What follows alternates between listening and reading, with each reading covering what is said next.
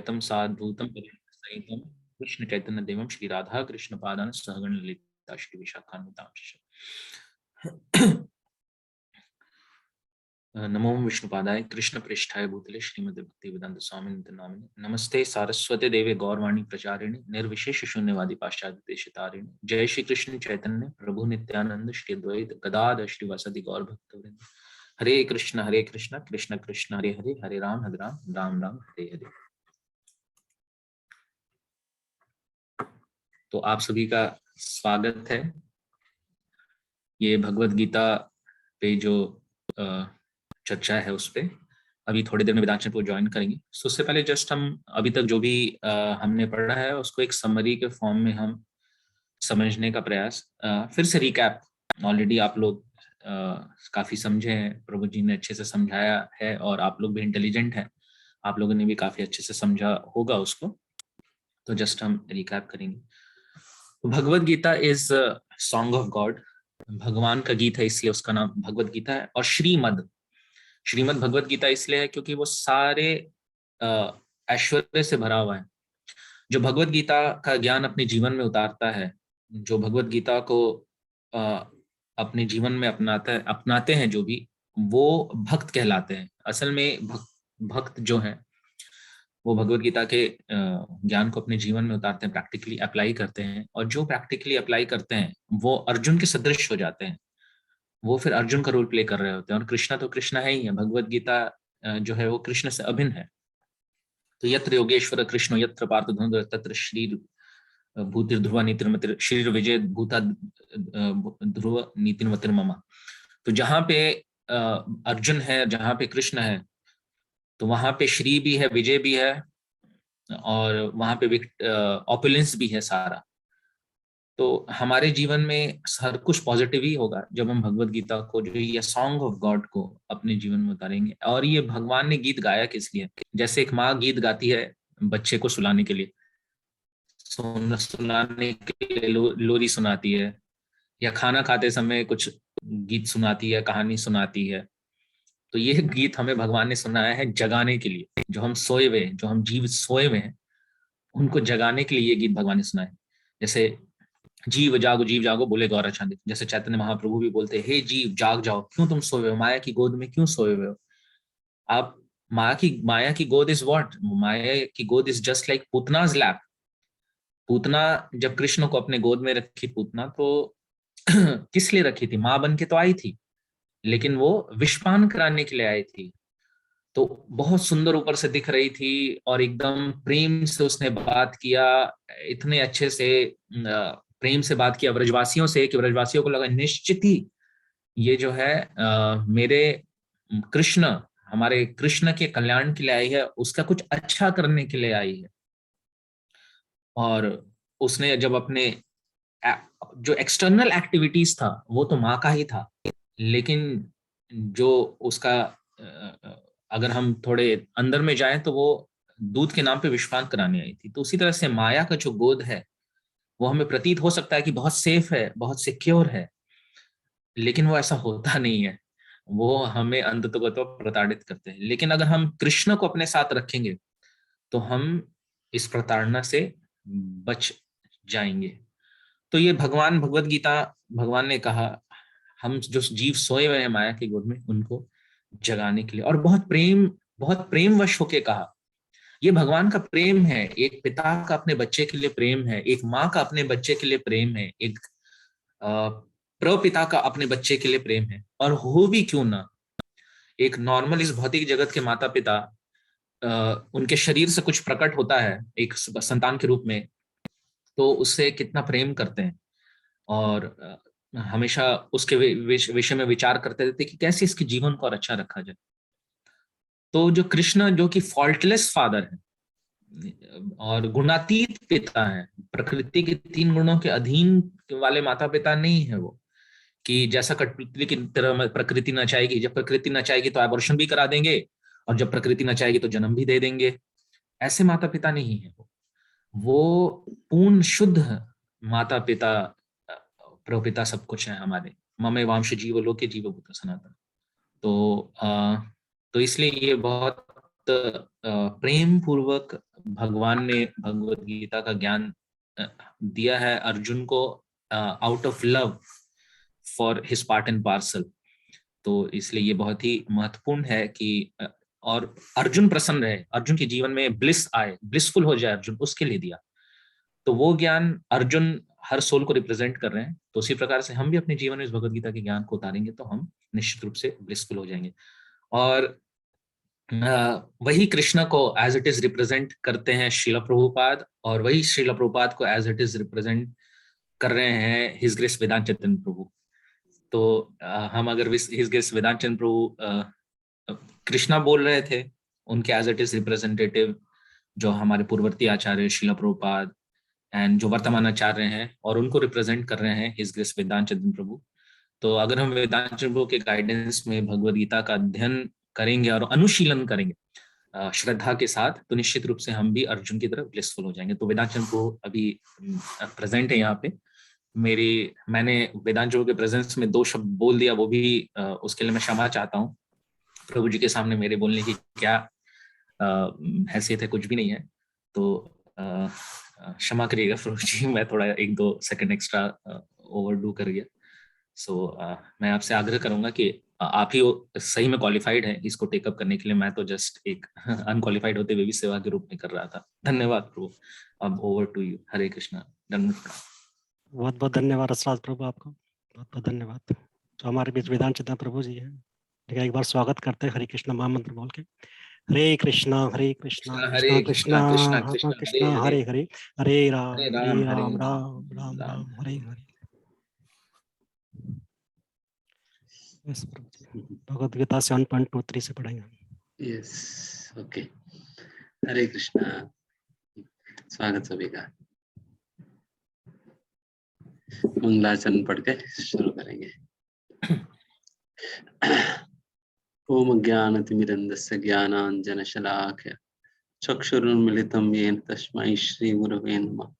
श्रीचैतन्यमनोभीष्टं स्थापितं येन भूतले स्वयं रूपः तथा मह्यं ददाति स्वपदान्तिकं। वन्देऽहं श्रीगुरून् श्रीयुतपदकमलं श्रीगुरून् वैष्णवांश्च श्रीरूपं सागरजातं सहगण रघुनाथान्वितं तं सजीवं साद्वैतं सावधूतं परिजनसहितं कृष्णचैतन्यदेवं श्रीराधा कृष्णपादान् सहगण ललिता श्रीविशाखान्वितांश्च। हे कृष्णा करुणा सिंधु दीनबंधु जगतपते गोपेश गोपिका कांत राधा कांत नमोस्तुते। तप्त कांचन गौरांगी राधे वृंदावनेश्वरी वृषभानुसुते देवी प्रणमामि हरिप्रिये। वाञ्छाकल्पतरुभ्यश्च कृपा सिन्धुभ्येव च पतितानां पावनेभ्यो वैष्णवेभ्यो नमो नमः। जय श्री कृष्ण चैतन्य प्रभु नित्यानंद श्री अद्वैत गदाधर श्रीवासदि गौर भक्तवृंद। हरे कृष्णा कृष्णा कृष्णा हरे हरे, हरे राम राम राम हरे हरे। नमो विष्णुपादाय कृष्ण पृष्ठाय भूतले श्रीमते भक्तिवेदांत स्वामिने नामिने। नमस्ते सारस्वती देवे गौरवाणी प्रचारिणे निर्विशेष शून्यवादी पाश्चात्य देशतारिणे। राधे गौरा। हरे कृष्णा।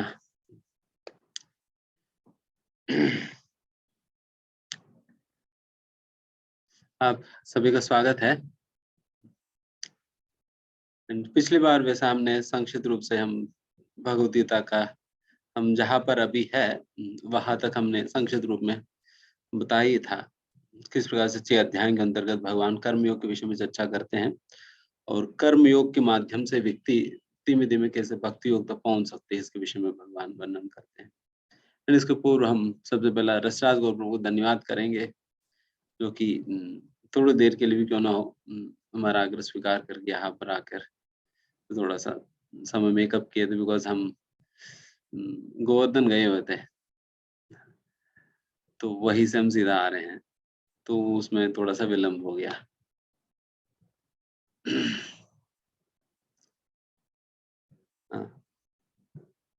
और 7वां अध्याय से भगवान भक्ति योग के विषय में चर्चा करना शुरू करते हैं और इस 7वां अध्याय के अंतर्गत हमने जिस प्रकार से कहा शुरुआत में भगवान अपने विषय में श्रवण करने का या अपने विषय में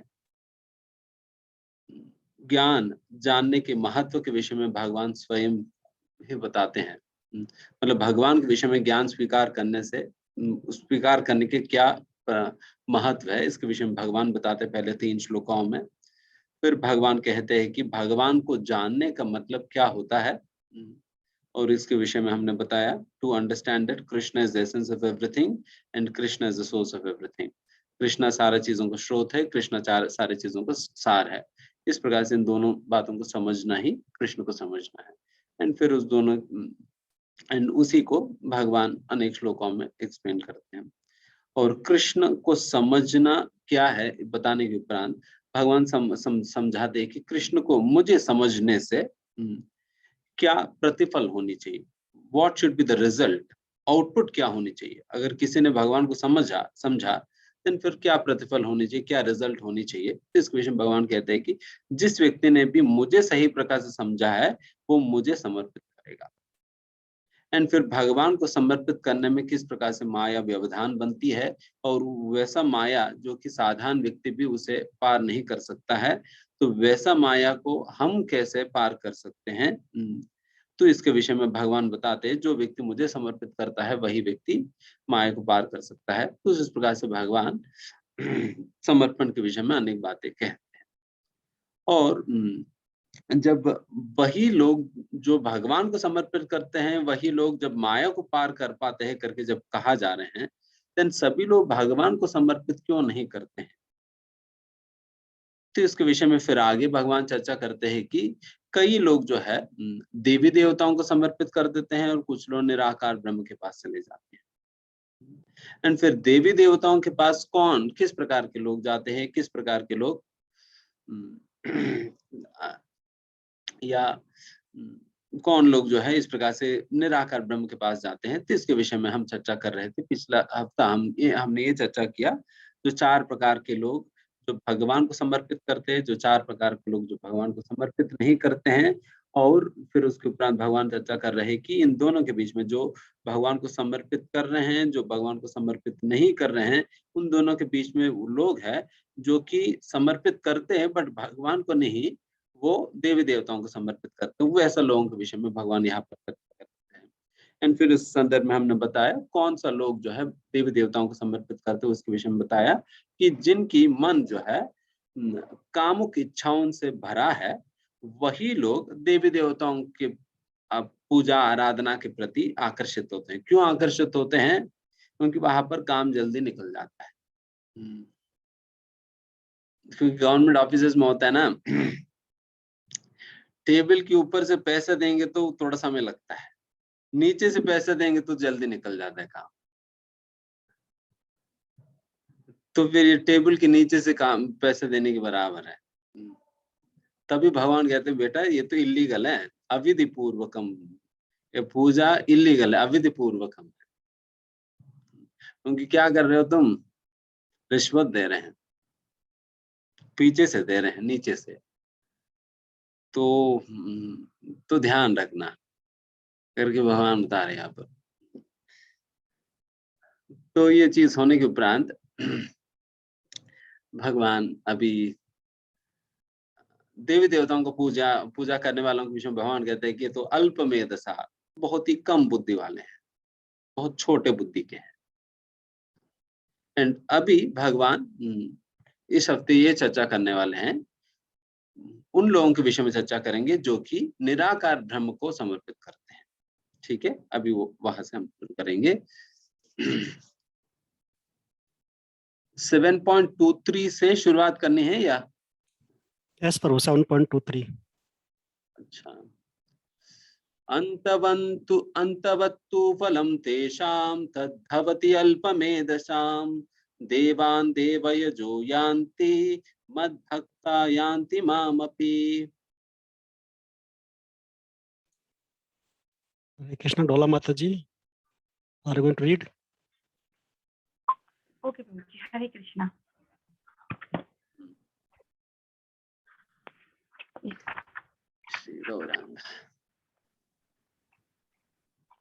प्रभु जी 7.23।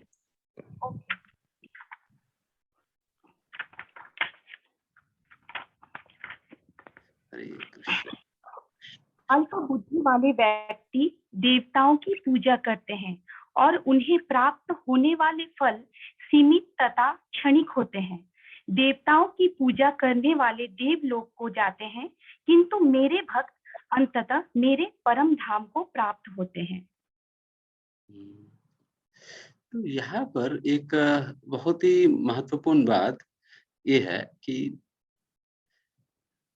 कई बार लोग भगवत गीता के अध्ययन करने के बाद, क्योंकि भगवत गीता में आप अभी देख रहे हैं ना कितना क्लैरिटी के साथ भगवान बता रहे हैं कि किन की पूजा करे और किन की नहीं करे, किन की करने से क्या होगा, किन की नहीं करने से क्या होगा, ये सारे बातें कितना क्लैरिटी के साथ भगवान बता रहे हैं। इतना क्लैरिटी के साथ जब भगवान भगवत गीता के अंतर्गत बता रहे हैं, फिर भी लोग समझ क्यों नहीं पाते। कई लोग हैं जो भगवत गीता को पढ़ रहे हैं, बट फिर भी उन्हें इस प्रकार की बातें हिट नहीं करता, समझ नहीं पाते हैं, वो दिमाग में जाता नहीं। किस लिए? इसका यही मुख्य कारण है क्योंकि जब तक हमें भक्तों का संगति नहीं प्राप्त होगा, भक्तों के माध्यम से हम भगवत गीता का अध्ययन करने का प्रयास नहीं करेंगे, तब तक भगवत गीता की जो असली अर्थ है वो हमारा दिमाग में घुसेगा ही, जाएगी नहीं। क्योंकि भक्त क्या करता है, वो तो ठोक ठोक कर डालता है अंदर।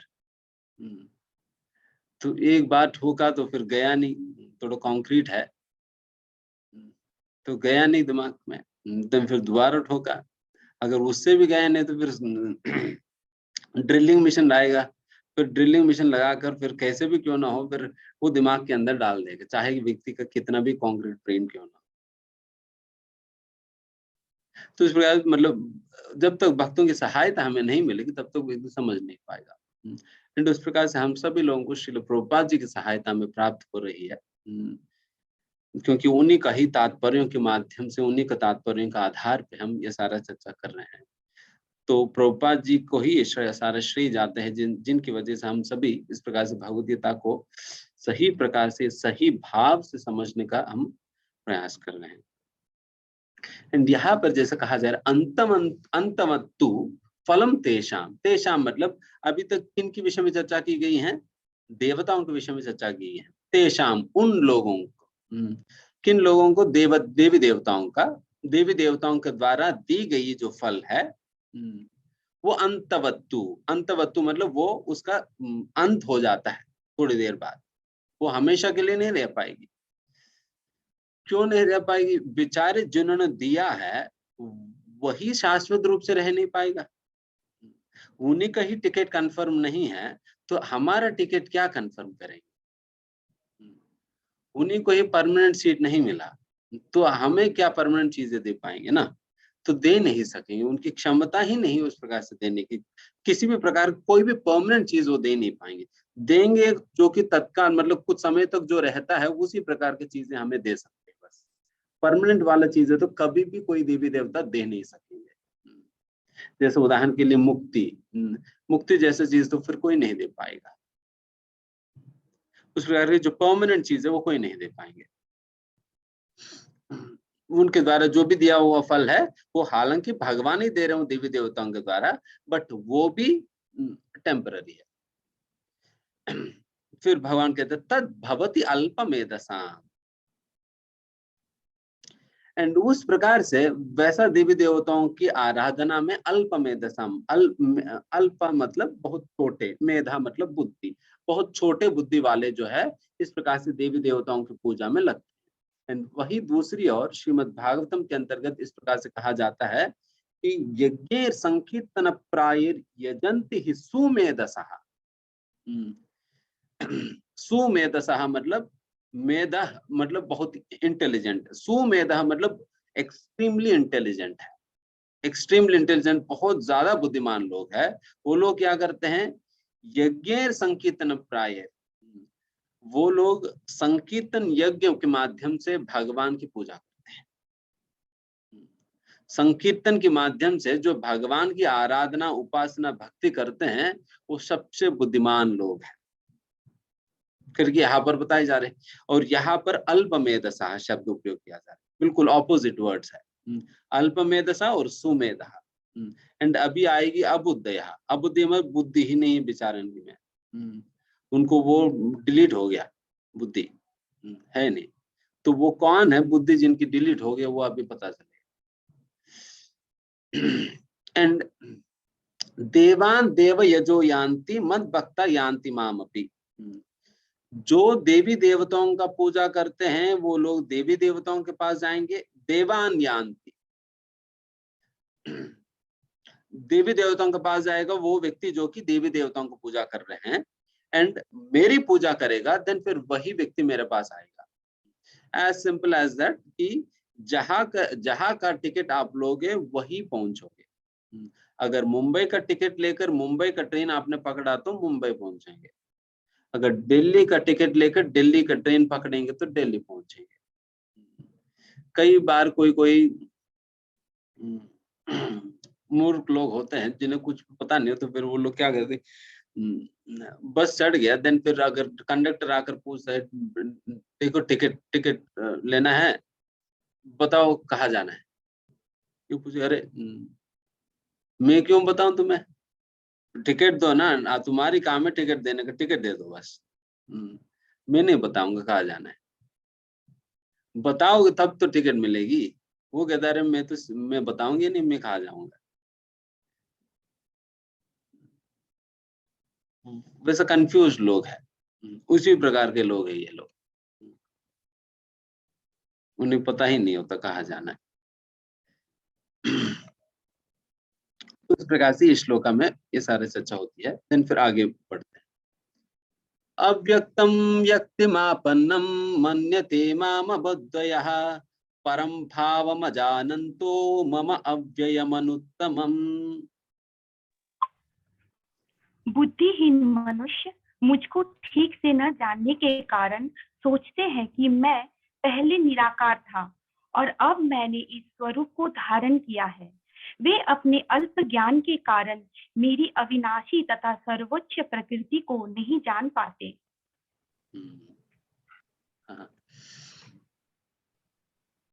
यहाँ पर भगवान अभी देवी देवताओं का टॉपिक अभी तक भगवान ने चर्चा किया, अभी नेक्स्ट निराकार ब्रह्मवादियों की विषय में यहाँ पर चर्चा कर रहे हैं। देखिए यहाँ पर मायावादियों के विषय में चर्चा हो रही है। तो मायावादी मतलब कौन है, हम संक्षेप में बता रहे हैं। मायावादी मतलब वो व्यक्ति है जो कि भगवान का कोई आकार या रूप नहीं है करके जो मानते हैं, और उनके अनुसार भगवान में किसी भी प्रकार की गुण नहीं है, भगवान निर्गुण है, भगवान में कोई गुण नहीं है, भगवान का कोई रूप नहीं है, भगवान निराकार है। एंड और भगवान जितने भी अवतार फिर जो भी है, वो भगवान एक माया से, जिस प्रकार की शरीर हमारी है उसी प्रकार की माया से बनाया हुआ शरीर को लेकर आते हैं करके, जो साधारण शरीर को लेकर आते हैं करके मानते हैं लोग, कि भगवान भी हमारी ही तरह एक साधारण शरीर लेकर आए हैं। तो इस प्रकार की जो लोग भगवान की अस्तित्व को माया कह देते हैं, तो इसलिए ना मायावादी कहते हैं, क्योंकि भगवान को भी माया में गिन लिया, भगवान को भी माया में गिन लेते हैं, तो इसलिए फिर इन लोगों को मायावादी कहा जाता है। और ऐसा मायावादी लोगों के विषय में यहाँ पर भगवान चर्चा एंड अब देखिए कंपैरिजन, देवी देवताओं की पूजा करने वालों को भगवान ने क्या कहा, अल्प बुद्धि, जो कम बुद्धि वाले हैं, और जो भक्तों को जो संकीर्तन कर रहे हैं, भगवान के नाम जप कर रहे हैं, उनको भगवान ने क्या कहा, सुमेधसा, बहुत बुद्धिमान है। एंड अभी जो निराकार ब्रह्म की पूजा में, जो उपासना में जो लगते हैं, उनके विषय में भगवान कह रहे हैं कि अबुद्धया, अबुद्धि मतलब बुद्धि ही नहीं है, बुद्धिहीन है। तो इस प्रकार से तीनों का कंपैरिजन कर रहे हैं।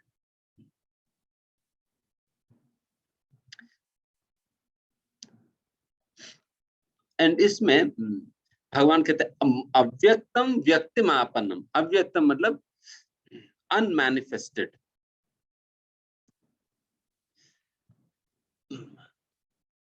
जो अबुद्धेय, जो बुद्धिहीन लोग हैं, जो मूर्ख लोग इस प्रकार से मानते हैं कि मैं पहले अव्यक्त था एंड मैं अभी एक व्यक्त हो गया। इसका मतलब यह है कि मेरा असलियत में कोई रूप नहीं है, बट केवल मैं अभी एक रूप लेकर आया। मेरा पहले कोई रूप नहीं है, मैं अव्यक्त हूँ, निराकार हूँ, कोई रूप नहीं है, एंड अभी मैं एक रूप लेकर आया हूँ करके जो लोग मानते हैं, मन्यते माम, उस प्रकार से मानते हैं। कौन? अबुद्धय, जो बुद्धिहीन लोग हैं उस प्रकार से मुझे मानते हैं कि मेरा को पहले रूप नहीं है और अभी मैं रूप लेकर आया हूँ, इस प्रकार से मानते हैं। परम भाव मजानंतो, क्यों इस प्रकार से ये लोग मानते हैं? क्योंकि उनको मेरी परम भाव, मेरी उत्तम प्रकार के स्वभाव के विषय में इन लोगों को कोई जानकारी नहीं है। मेरी शक्ति क्या है, मेरा स्वभाव क्या है, मेरा सामर्थ्य क्या है, इन सारे चीजों के विषय में मेरे गुण क्या है, इन सारे चीजों के विषय में इनको कोई जानकारी नहीं होने के कारण ये लोग जो है इस प्रकार से मानने लगते हैं मुझे, जो कि मैं असलियत में अव्यय हूं और अनुत्तमम। मतलब भगवान बिल्कुल सुप्रीम है एंड उनका कभी कोई अविनाशी है भगवान। उस प्रकार से अविनाशी और सुप्रीम के रूप में ये लोग मुझे पहचान नहीं पाते हैं, इसलिए फिर ये लोग मुझे एक अव्यक्त व्यक्ति अभी व्यक्त हो गया करके ये लोग मानने लगते हैं करके यहाँ पर भगवान बता रहे। तो अभी इस तात्पर्य के अंतर्गत भगवान प्रभुपाद जी कई महत्वपूर्ण बातें चर्चा करते हैं। काफी लंबा तात्पर्य है, बट बहुत ही डिटेल में तो हम चर्चा नहीं करेंगे, जितना हो सके।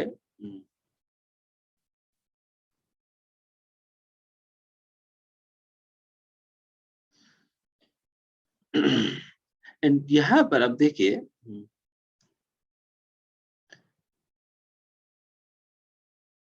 यहाँ पर भगवान अर्जुन को अपना व्यक्तिगत रूप में सामने खड़े होकर भगवद गीता दे रहे हैं, भगवद गीता का ज्ञान दे रहे हैं। एंड ये मायावादी लोग कह रहे हैं कि रूप ही नहीं है करके, क्योंकि ये रूप नहीं होना, जब कहते हैं भगवान को कोई रूप नहीं है, इसका मतलब यही होता है कि भगवान को कोई मुंह नहीं है, इसलिए भगवान बोल नहीं सकते। भगवान के पास कोई कान नहीं है तो भगवान सुन नहीं सकते हैं। भगवान के पास आंख नहीं है तो देख नहीं सकते हैं। तो फिर जो बोल नहीं सकते, जो सुन नहीं सकते, जो देख नहीं सकते, तो भगवान का ही काम। कैसे भगवान है? जो कार्य हम कर सकते हैं एंड वो कार्य भगवान नहीं कर सकते हैं, तो इसका मतलब हम सुपीरियर हो गया ना भगवान से। हम कुछ भगवान से बेहतर कर पा रहे हैं, जो भगवान नहीं कर सकते वो हम कर पा रहे हैं, तो फिर तो गलत हो गया। क्योंकि भगवान मतलब वो व्यक्ति है जो कि सबसे उत्तम है, जो हर एक व्यक्ति कर सकता है वो सारे चीजें भगवान भी करने वाला होनी चाहिए, तभी तो उन्हें सुप्रीम कहा जाता है, तभी तो उन्हें परम के रूप में स्वीकार किया जाता है। इसलिए अगर इस लॉजिक के अनुसार भी देखा जाए, इसलिए बहुत ही फूलिश अंडरस्टैंडिंग है, बहुत ही फूलिश अंडरस्टैंडिंग है कि भगवान को कोई रूप नहीं है करके मानना, क्योंकि हम भगवान को अपने से इंफीरियर कर दे रहे हैं, उस प्रकार से मानकर छोटे कर दे रहे हैं। क्योंकि हम चल पा रहे हैं और भगवान कहते हैं, भगवान तो क्या, भगवान के पास पैर ही नहीं, क्या चलेंगे, क्योंकि रूप ही नहीं है तो चल नहीं पाएंगे भगवान। देन फिर ऐसा भगवान को प्रार्थनाएं करने की क्या जरूरत, जो सुन ही नहीं सकते प्रार्थनाएं। इतने सारे वेद शास्त्र मंत्र भजन इत्यादि चीजें करने का क्या जरूरत पड़ा है जब भगवान सुन नहीं सकते हैं। एंड वैसा भगवान के दर्शन का करने का क्या जरूरत पड़ी जब भगवान देख ही नहीं सकते, तो वैसे भगवान के सामने जाकर क्या जरूरत। बट ये सारे चीजें हमारे शास्त्रों में जब रिकमेंड किया जा रहे हैं, तो वही से हमें समझना चाहिए कि भगवान सुन सकते हैं, भगवान देख सकते हैं, भगवान बोल सकते हैं, भगवान जो भोग लगाए जाते हैं वो खा भी सकते हैं। just because he does not eat like you do, just because he does not see like as you do. क्योंकि भगवान हमारी तरह नहीं देखते हैं, भगवान हमारी तरह सुनते नहीं, भगवान हमारी तरह बोलते नहीं, भगवान हमारी तरह खाते नहीं है, इसलिए हम इस प्रकार से कह देना गलत है कि भगवान कर ही नहीं सकते, भगवान करते ही नहीं, इस प्रकार से कहना गलत है। क्योंकि भगवान की कायनात, भगवान की हर चीज बहुत ही एक वैशिष्ट रूप से होता है, हर चीज। जैसे हमने पहले बताया ही था, भगवान का अंग, हर एक अंग जो है बाकी सारे अंगों के कार्य कर सकती है।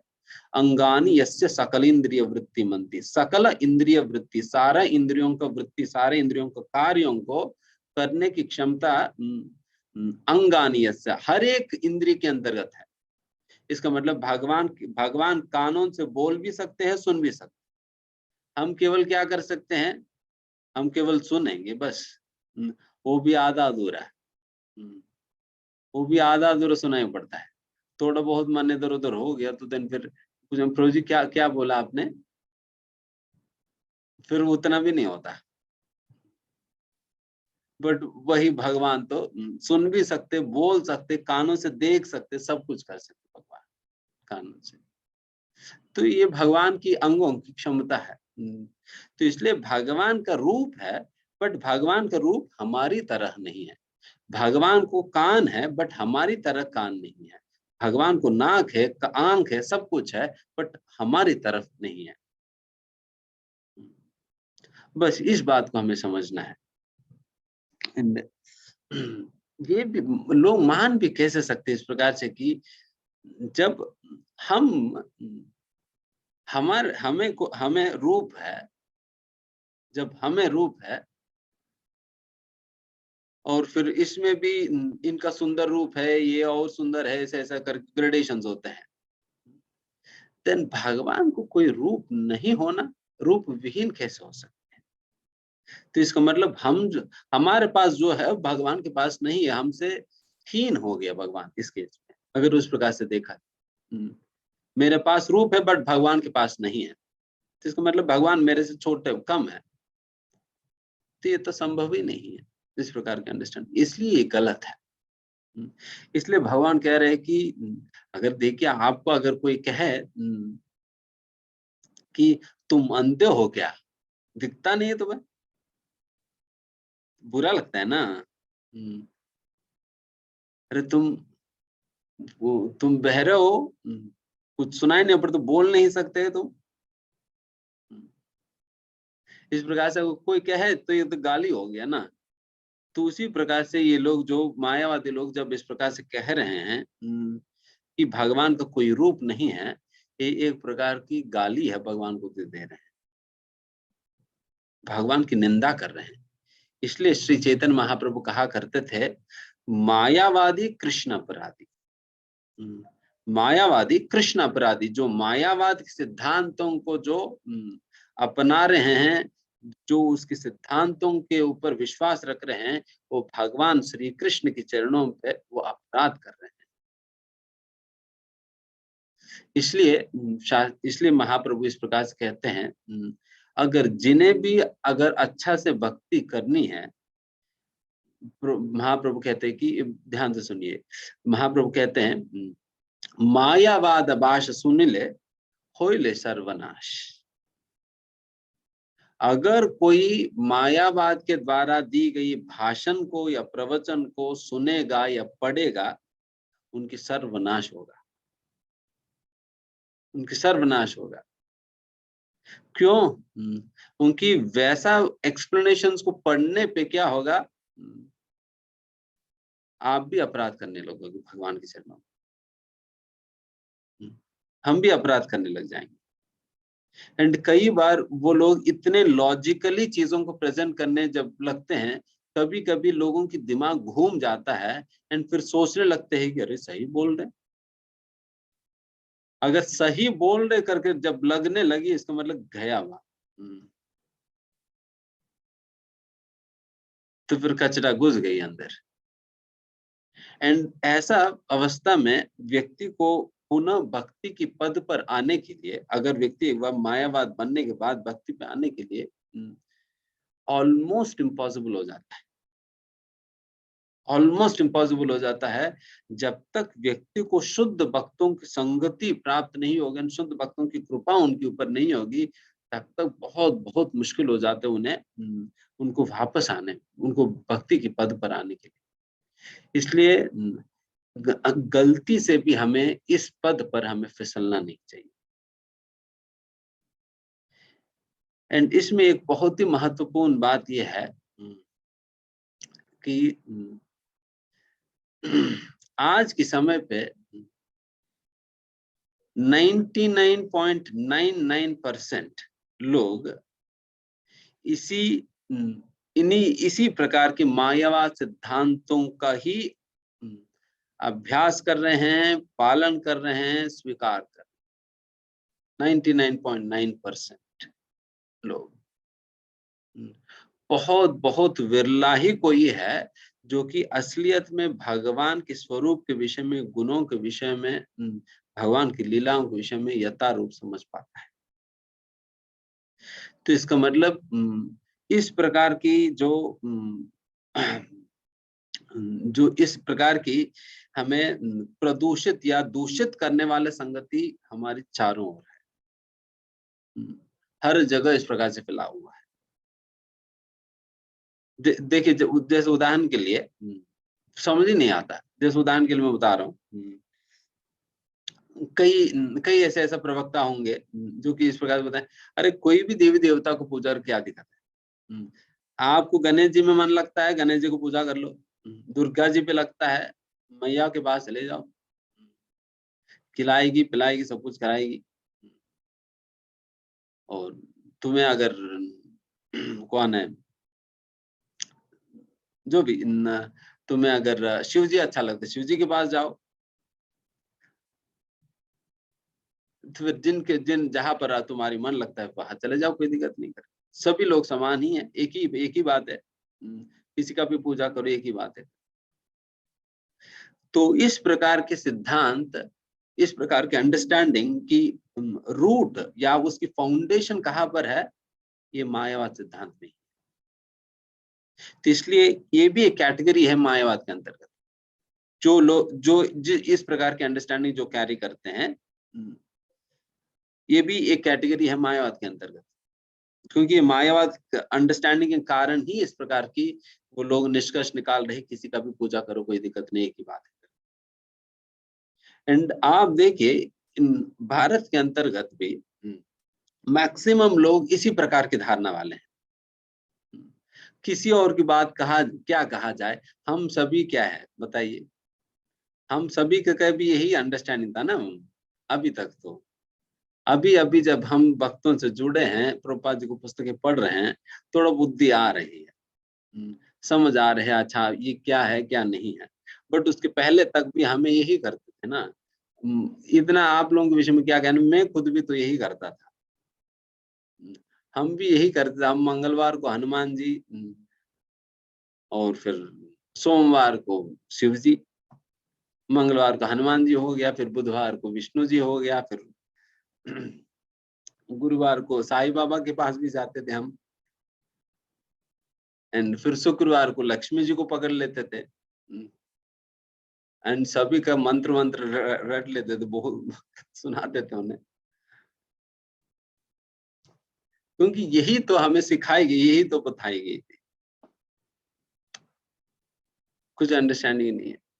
तो इस प्रकार, इसलिए मैक्सिमम लोग इसी प्रकार की धारणा के लोग हैं। इसलिए वैसा लोगों की संगति करने से या वैसा लोगों से खास करके उनकी एक्सप्लेनेशंस अगर हम सुने या पढ़े, देन फिर बहुत खतरनाक हो जाएगी, बहुत खतरनाक हो जाएगी, दिमाग भ्रष्ट हो जाता है।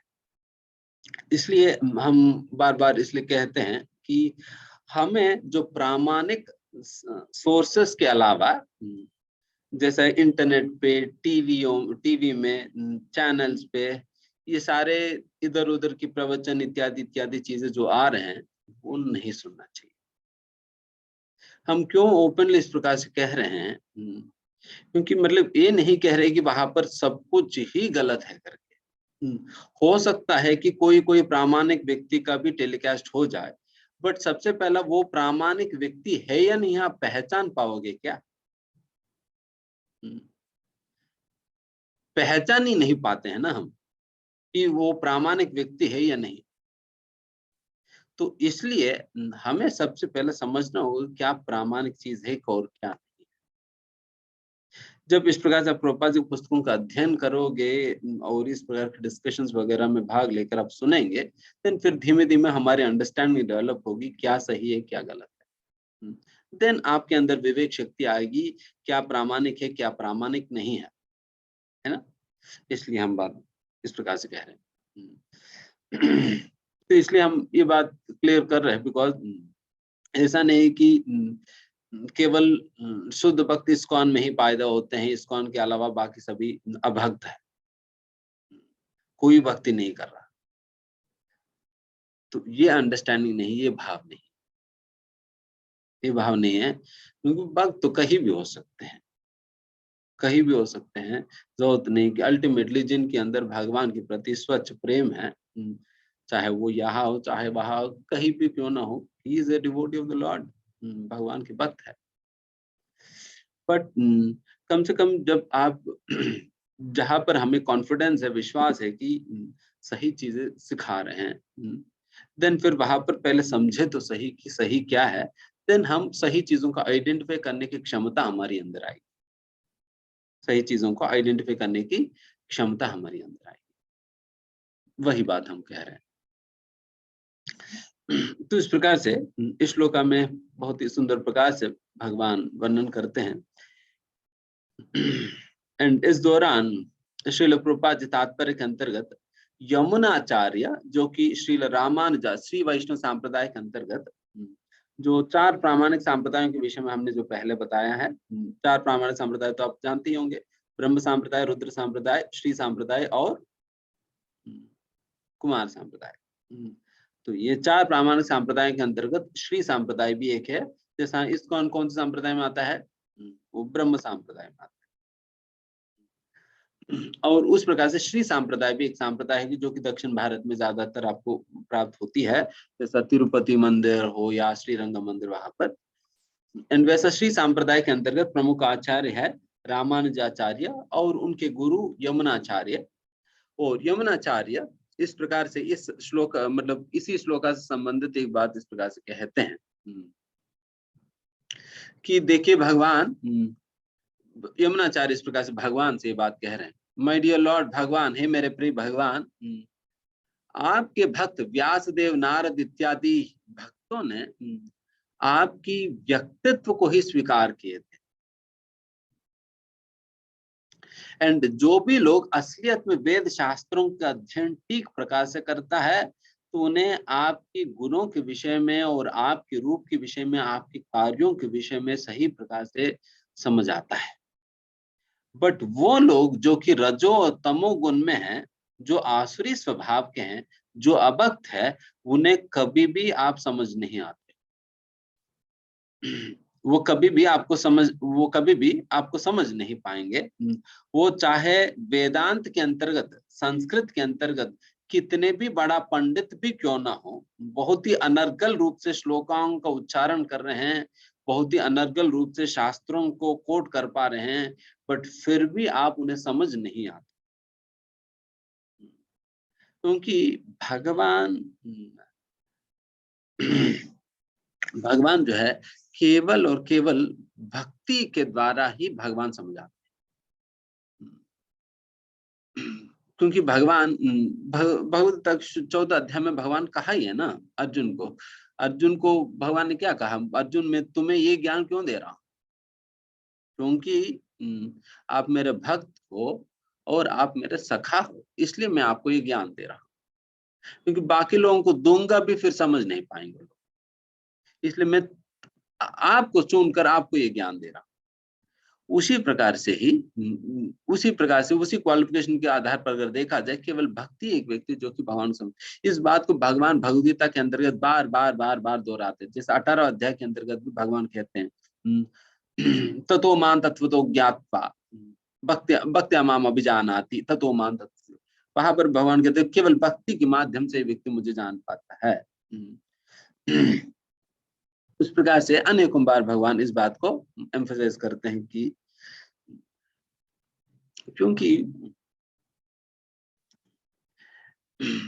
क्योंकि भक्तों का भगवान के साथ हार्ट टू हार्ट रिलेशनशिप होता है, हार्ट टू हार्ट कनेक्शन होता है।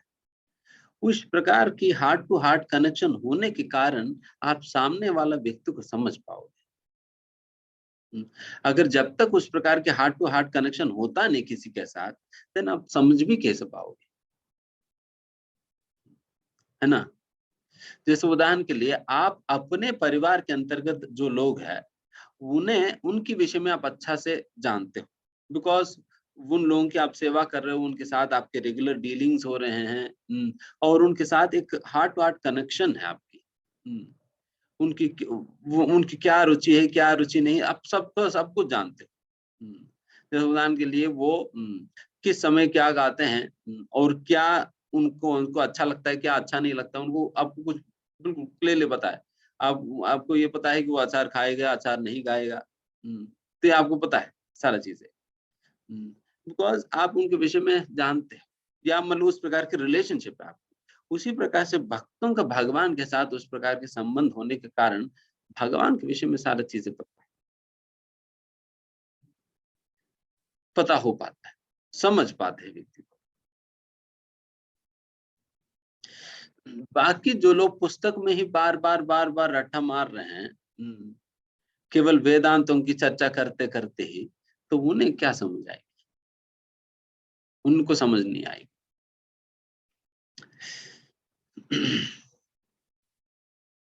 एंड अब सोचे ब्रह्म संहिता के अंतर्गत ब्रह्मा जी इस प्रकार से कहते हैं,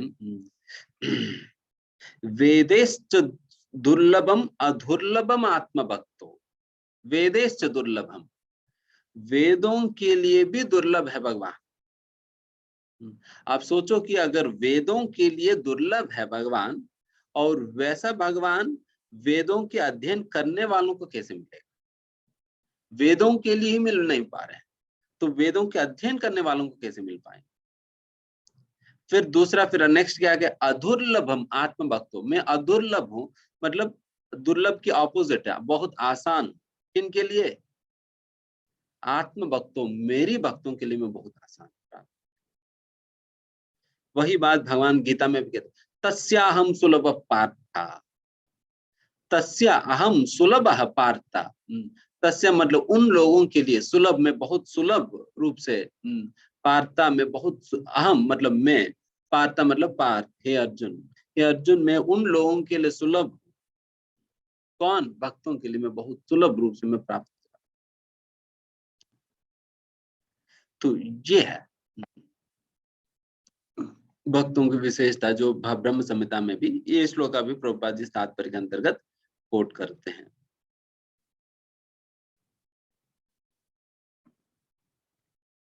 एंड जब तक व्यक्ति भक्ति नहीं करेगा, चाहे बाकी जो कुछ भी करे, उन्हें कभी भगवान समझ नहीं आए। एंड फाइनली भागवतम के अंतर्गत ब्रह्मा जी भी इस प्रकार से कोट करते हैं, अतापिते देव पताम्बुजद्वया प्रसादलेशानुगृहीत एव हि जानाति तत्त्वं भगवन् महिम्नो न चान्युगेकोऽपि चिरं विचन्वन्। यहाँ पर ब्रह्मा जी कह रहे हैं, अतापिते देव पादाम्बुजद्वया प्रसादलेशानुगृहीतम एव हि। प्रसाद लेशा, अगर आपकी चरणों का एक लेश मात्र कृपा भी जिनको प्राप्त नहीं होगा, लेशा, लेशा अनुग्रह, अनुग्रह मतलब कृपा, अगर आपकी चरणों से जो एक लेश मात्र कृपा भी अगर किसी को प्राप्त नहीं होगा, वो व्यक्ति आपको कैसे समझ पाएगा। जानाति तत्वम भगवान महिम्नो, भगवान आपकी महिमा को जानाति तत्वम कैसे जान पाएगा करके यहाँ पर ब्रह्मा जी कह रहे हैं।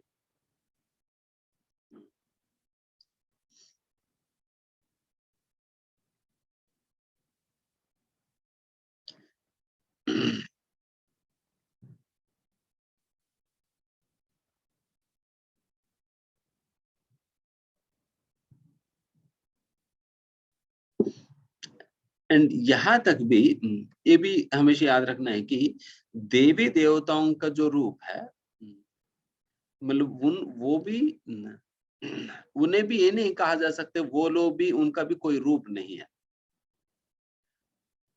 उनका भी कोई रूप नहीं है, नहीं उनका भी रूप है, उनका भी रूप है। जिस प्रकार से हमारे रूप है उसी प्रकार से देवी देवताओं का भी रूप है, देवी देवताओं का भी रूप है, उनको भी आप निराकार नहीं मान सकते, देवी देवताओं को भी। तो ये भी बात प्रभुपाद जी तात्पर्य में बताते हैं। ठीक है, हम आगे बढ़ेंगे। अभी ना हम प्रकाश सर्वस्य योग माया समावृतः मूढ़ोऽयं नाभिजानाति लोको माम् अजमव्ययम्। मैं मूर्खों तथा अल्पज्ञों के लिए कभी भी प्रकट नहीं हूँ, उनके लिए तो मैं अपनी अंतरंगा शक्ति द्वारा आच्छादित रहता हूँ, अतः वे ये नहीं जान पाते कि मैं अजन्मा तथा अविनाशी हूँ। भगवान क्लियर वो बता रहे, देखिए मैं मूर्खों को और मूढ़ों को मैं कभी समझ नहीं आता, मैं कभी समझ नहीं आता हूँ। क्यों? भगवान अपने आप को एक माया की पर्दा से अपने आप को हमारी दृष्टि से अलग कर देते हैं। एंड फिर ऐसा क्यों करे भगवान? भगवान सीधा आप दर्शन दे देंगे, सब लोग समझ लेंगे कि आप ही हो करके, देन फिर काम ही खत्म। देन फिर भगवान क्यों कर रहे हैं? देखिए भगवान क्या भाव है, हम आए किस लिए यहाँ पर? हमें चॉकलेट बिस्किट खाना था, तो इसलिए आए हैं। हमें कुछ भगवान से अलग होकर हमें कुछ भोग करना है, वहां पर हम हमें कुछ अलग से कुछ एंजॉय करना है, तो इसलिए यहाँ पर हम आ गए। जब हम भोगने के लिए आए हैं, देन फिर भगवान सामने है, तो फिर कैसे भोग करेंगे? जैसा कि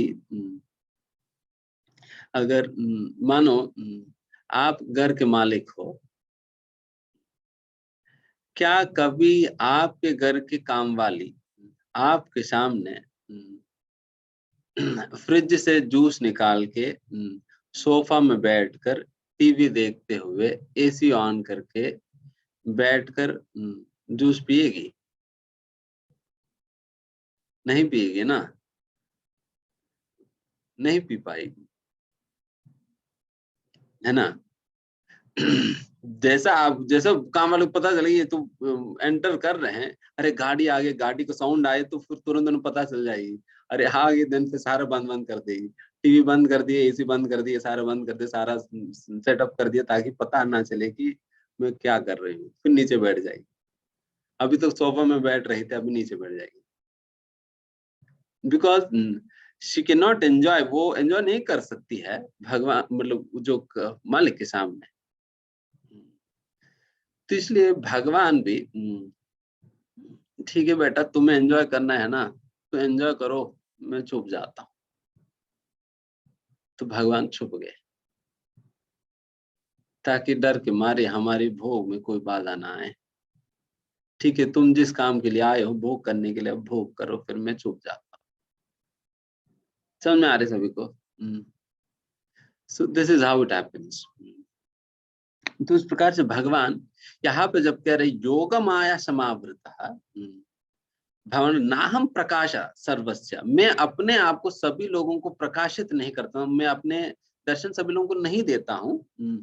कैसे? योग माया समावृत्ति, योग माया से योग माया के पर्दा होता है।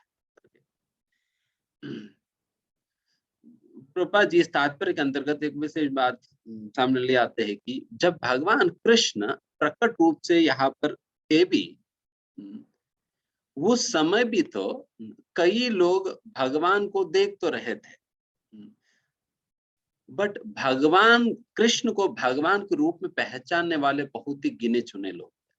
केवल कुछ लोग, भीष्मदेव, पांडव, कुंती महारानी, द्रौपदी इत्यादि, उसी प्रकार बहुत गिने चुने लोग ही कृष्ण को भगवान के रूप में पहचान पा रहे थे।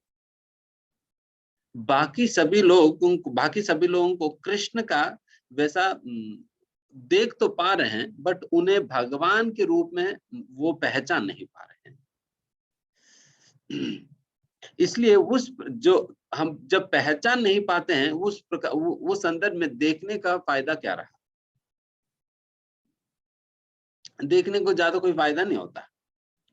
जैसे उदाहरण के लिए, मुझे गाड़ी के विषय में कुछ नहीं पता, उस सेंस में मैं अगर बोनेट खोलकर मैं देखूं, वो क्या समझ में आएगी? कुछ नहीं समझ में आएगी। मैं देखूं या ना देखूं एक ही बात है। इसलिए शास्त्र में कहा जाता है पश्यन् नपि न पश्यति, देखते हुए भी नहीं देखने का ही बराबर है। बिकॉज देख कर भी मैं कुछ उससे इन्फर नहीं कर पाऊंगा, कुछ इन्फॉर्मेशन, मतलब उससे कुछ मैं समझ नहीं पाऊंगा कुछ, बिकॉज मुझे उसके विषय में कुछ पता ही नहीं।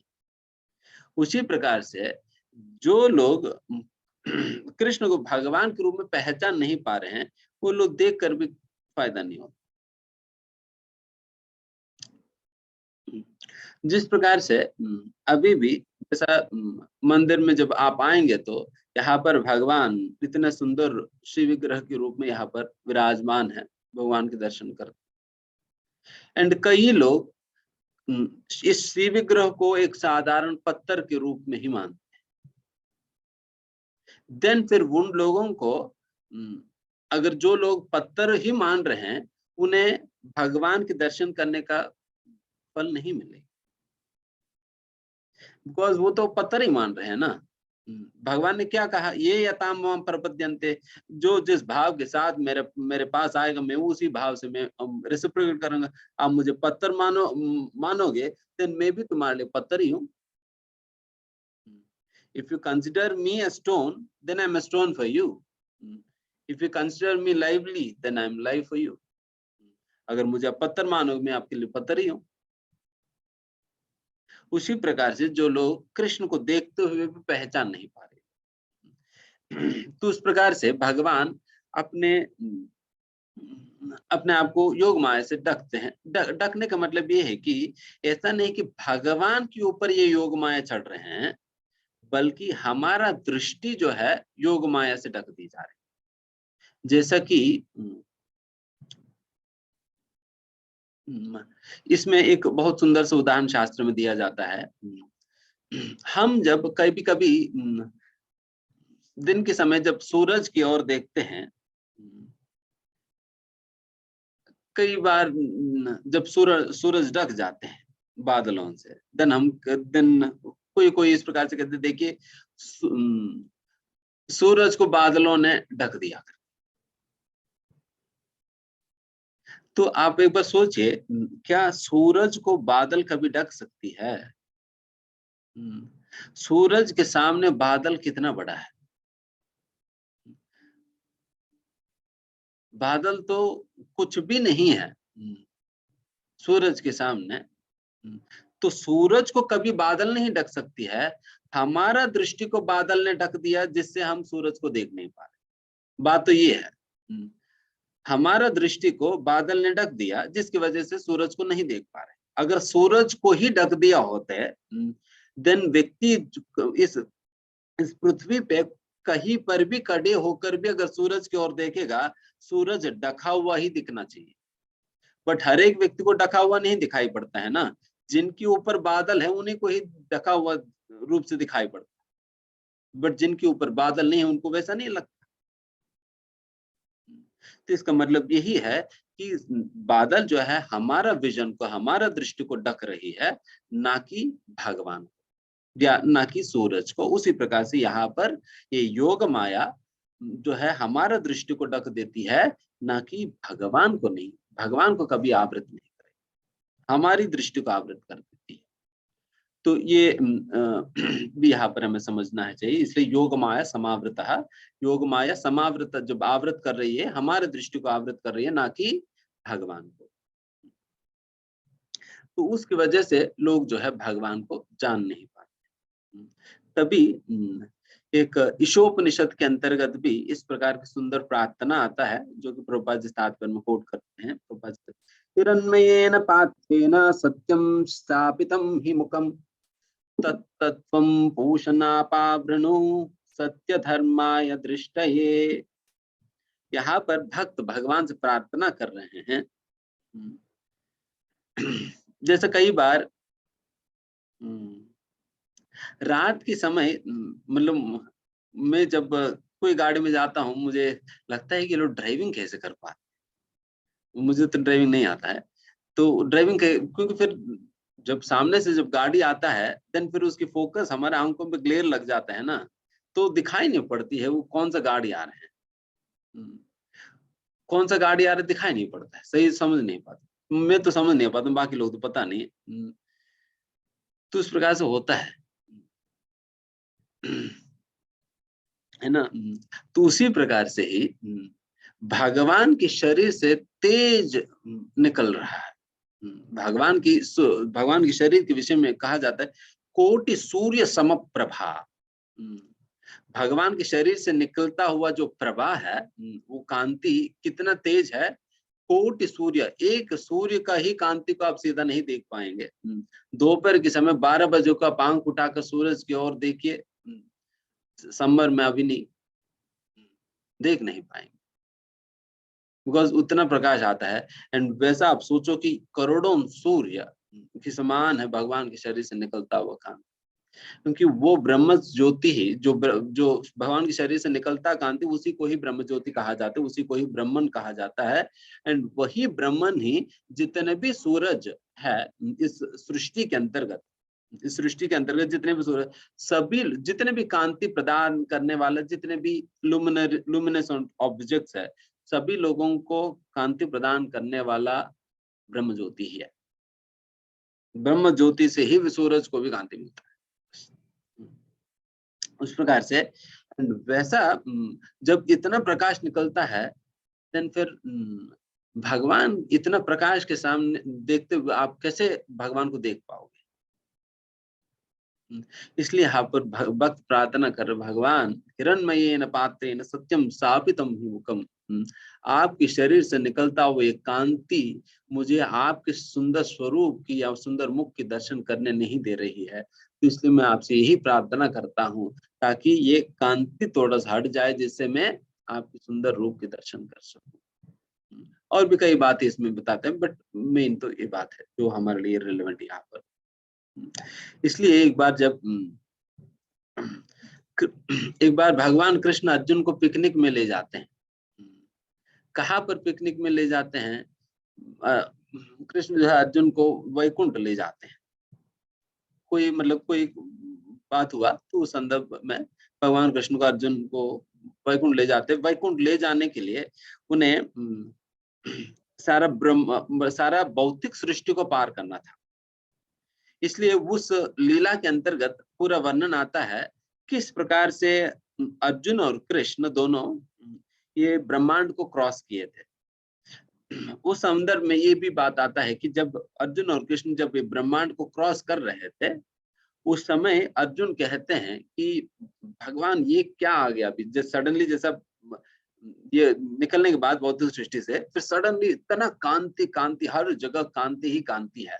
फिर अर्जुन कहते हैं कि भगवान क्या हो रही है यहाँ पर, मुझे हर जगह इसी प्रकार के ब्राइट लाइट ही दिखाई पड़ रहे हैं, ये सारा कांति कहाँ से करके।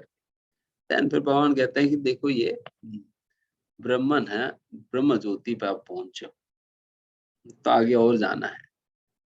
तो इस प्रकार से इसलिए व्यक्ति को दिखाई नहीं पड़ता है। यही प्रार्थना यहाँ पर कह रहे हैं। फिर आगे बढ़ते हैं। वेदाहं समतीतानि वर्तमानानि चार्जुन भविष्यानि च भूतानि माम तु वेद न कश्चन। हे अर्जुन, श्री भगवान होने के नाते मैं जो कुछ भूतकाल में घटित हो चुका है, जो वर्तमान में घटित हो रहा है और जो आगे होने वाला है, वो सब कुछ जानता हूँ। मैं समस्त जीवों को भी जानता हूँ, किंतु मुझे कोई नहीं जानता। भगवान अपनी व्यथा बता रहे हैं। देख, मैं सब कुछ जानता हूँ बट मुझे कोई नहीं समझते हैं। देखो, सभी लोग चाहते हैं ना मुझे भी समझने वाला कोई तो हो। कई बार लोग आते बताते प्रभु जी मुझे कोई नहीं समझता है, तो भगवान भी यही कह रहे मुझे कोई नहीं समझता है। जैसा हम लोग कहते हैं, माम तु वेदन कश्चन, मुझे कोई नहीं समझता है। तो इसलिए भगवान चाहते हैं कि हम सभी लोग भगवान को समझे। एंड वैसे भगवान को समझना तो कोई संभव वाली बात नहीं है, आसान बात नहीं है। कि भागवतम के अंतर्गत पहला स्कंद की पहला अध्याय की पहला श्लोका में कहा जाता है कि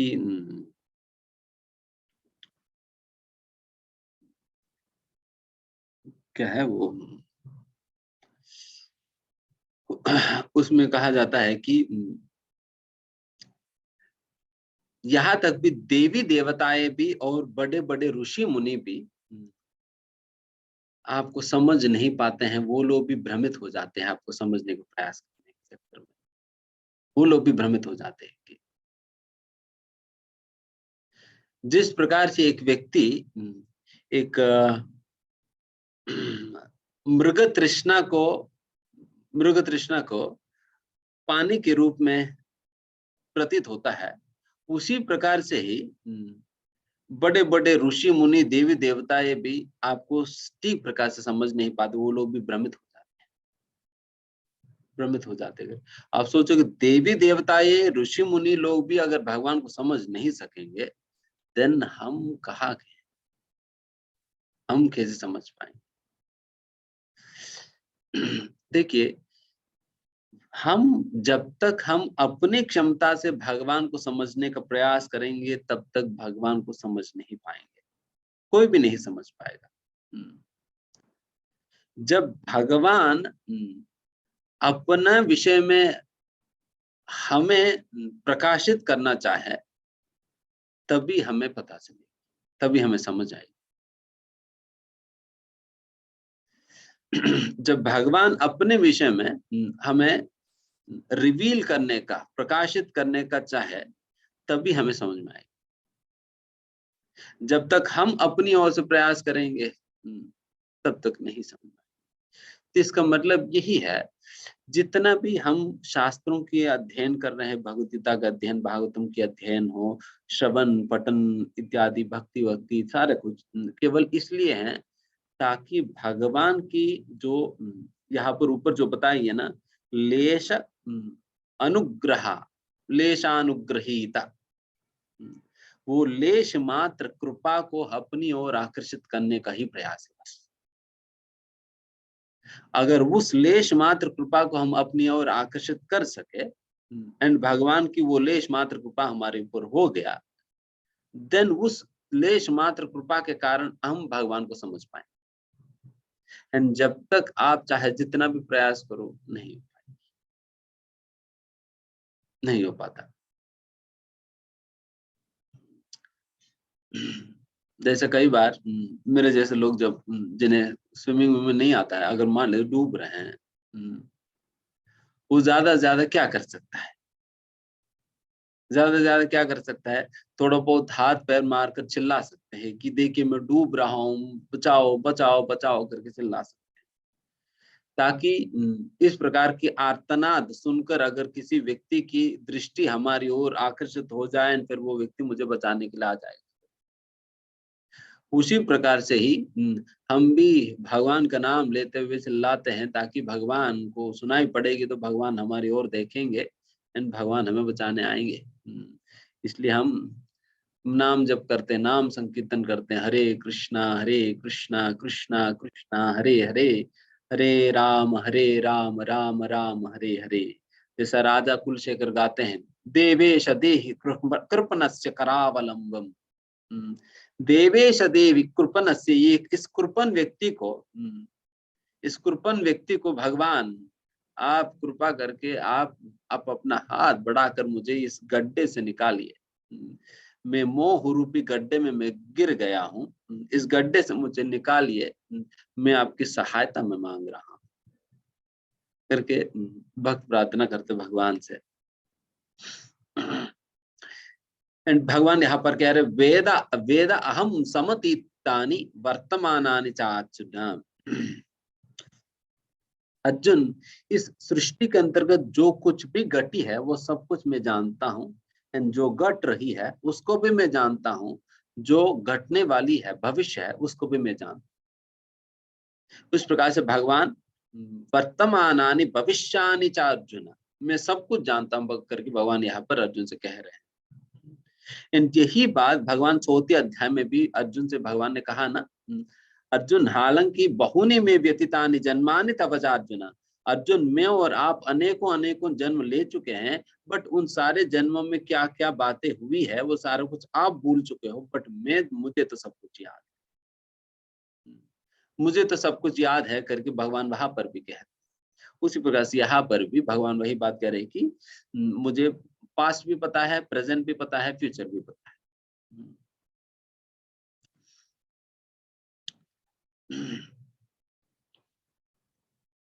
एंड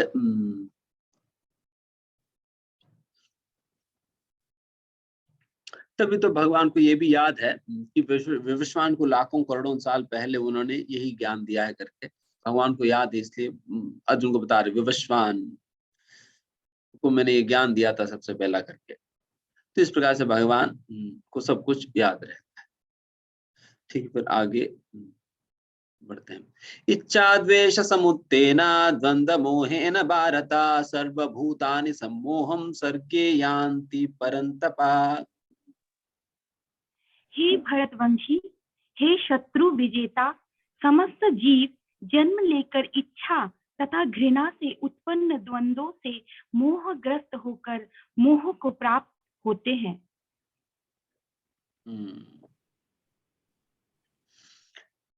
यहाँ पर कह रहे इच्छा द्वेष समुत्थेन द्वंद्व मोहेन भारत, और ये द्वंद्व और मोह कहाँ से प्रकट हो रहे हैं? इच्छा से, द्वेष से प्रकट हो रहे हैं। द्वंद्व मतलब क्या है? द्वंद्व मतलब जितने भी आप अपोनेंट वर्ड्स जो कुछ भी आप देखते हो, सुख दुख, लाभ नष्ट, जय पराजय, इन सारे चीजों को द्वंद्व कहा जाता है। इन सारे चीजों को द्वंद्व कहा जाता है। इसलिए इस दुनिया के अंतर्गत, इस पूरा दुनिया के अंतर्गत इसी प्रकार के द्वंद्वों से भरा है। यहाँ पर यही कह रहे कि ये द्वंद्व कहाँ से आ रही है?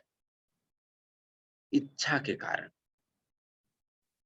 इच्छा के कारण। इसलिए इच्छा द्वेष समुत्तेन, इच्छा और द्वेष से ही प्रकट हो रही है मोह और द्वंद्व।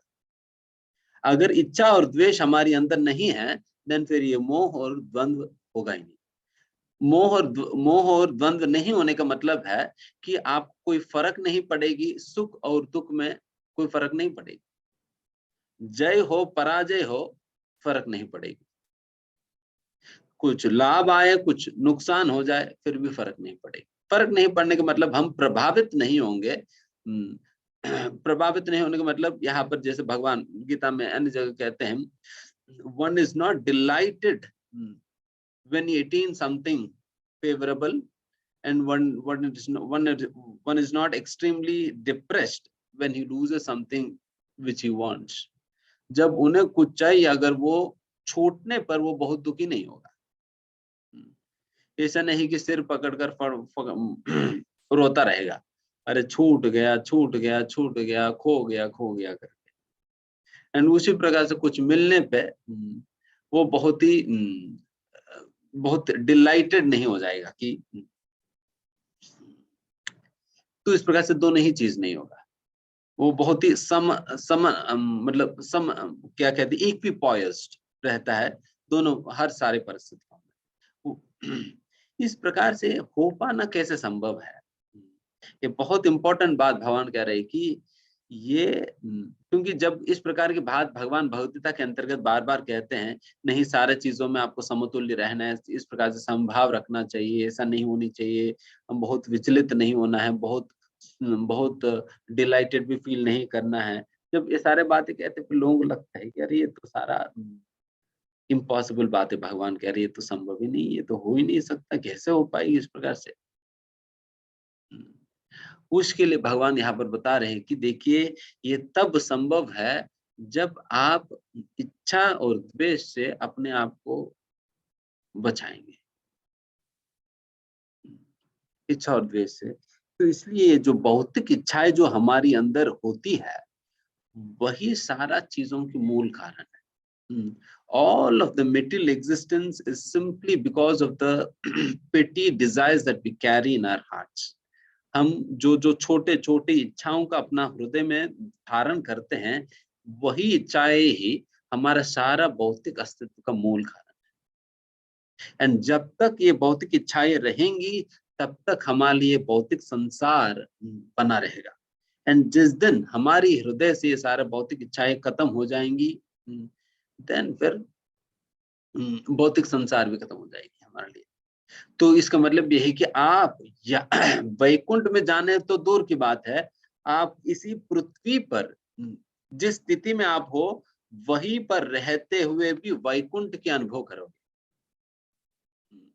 You can experience Vaikuntha even in this very life, in your very situation. आप जिस परिस्थितियों में हो, आप जहां पर हो, वहीं पर खड़े होकर वैकुंठ का अनुभव कर सकते हो।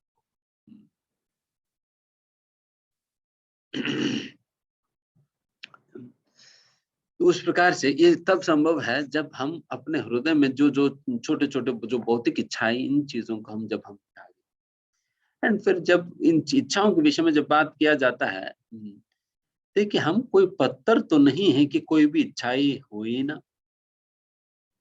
क्या हम कोई पत्थर है जिसके लिए कोई इच्छाई नहीं होती है? बट हम तो पत्थर तो नहीं है, तो इसलिए हमारे अंदर इच्छाएं तो होंगी स्वाभाविक रूप से। तो फिर क्या करें फिर? तो उसी के लिए भक्ति के अंतर्गत इस प्रकार से रिकमेंड किया जाता है, हमें इच्छाएं रखनी है। इच्छाओं को पूर्ण रूप से कोई भी व्यक्ति समाप्त नहीं कर सकता है, क्योंकि हम जीवित व्यक्ति, हम सजीव है, तो हमारे अंदर इच्छाएं तो होंगे ही। हमें बस इतना इंश्योर करनी चाहिए कि ये इच्छाएं भक्ति के और भगवान की प्रसन्नता के संबंधित हो। बस अपने स्वार्थ के लिए इच्छाओं को हम भगवान की प्रसन्नता के लिए इच्छाओं से हमें रिप्लेस कर देना होगा। जैसा कि अभी तक हमें इच्छा है कि मुझे ठंडी के मौसम में सुबह सुबह गरम गरम आलू की पराठा खाना है, ये मेरी इच्छा है। तो फिर आगे से मुझे क्या करनी है? नहीं, मैं गरम गरम पराठा भगवान को खिलाऊंगा। भगवान को खिलाकर भक्तों को फिर बांटूंगा, फिर उनकी उच्चिष्ट में खाऊंगा। तो अभी क्या हुआ? आप अपनी इच्छा को एक स्पिरिचुअल डिजायर से आपने रिप्लेस कर दी। इच्छा को खत्म नहीं किया, इच्छा को हमने खत्म नहीं किया, इच्छा को हमने आध्यात्मिक इच्छा से हमने रिप्लेस कर। उस प्रकार से हमें आध्यात्मिक इच्छाओं से हमें रिप्लेस कर देना होगा हमारी सारे भौतिक इच्छाओं। उस प्रकार से रिप्लेस कर देना होगा। देन फिर हम जैसा आपके अंदर इस प्रकार से अपने स्वाद को लेकर सारी इच्छाएं खत्म हो जाएंगी, देन फिर उस दिन में आप यहाँ पर रहते हुए भी वैकुंठ के अनुभव करोगे। वैकुंठ में रहेंगे हम सभी। नहीं तो फिर कुंठ बना रहेगा। कुंठ मतलब कष्ट है, एंग्जाइटी बना रहेगा। इसलिए वैकुंठ मतलब जहां पर किसी भी प्रकार की एंग्जाइटी नहीं है, जहां पर किसी भी प्रकार की एंग्जाइटी नहीं, उसे वैकुंठ कहा जाता है। वैकुंठ, नेगेशन ऑफ कुंठा, basically.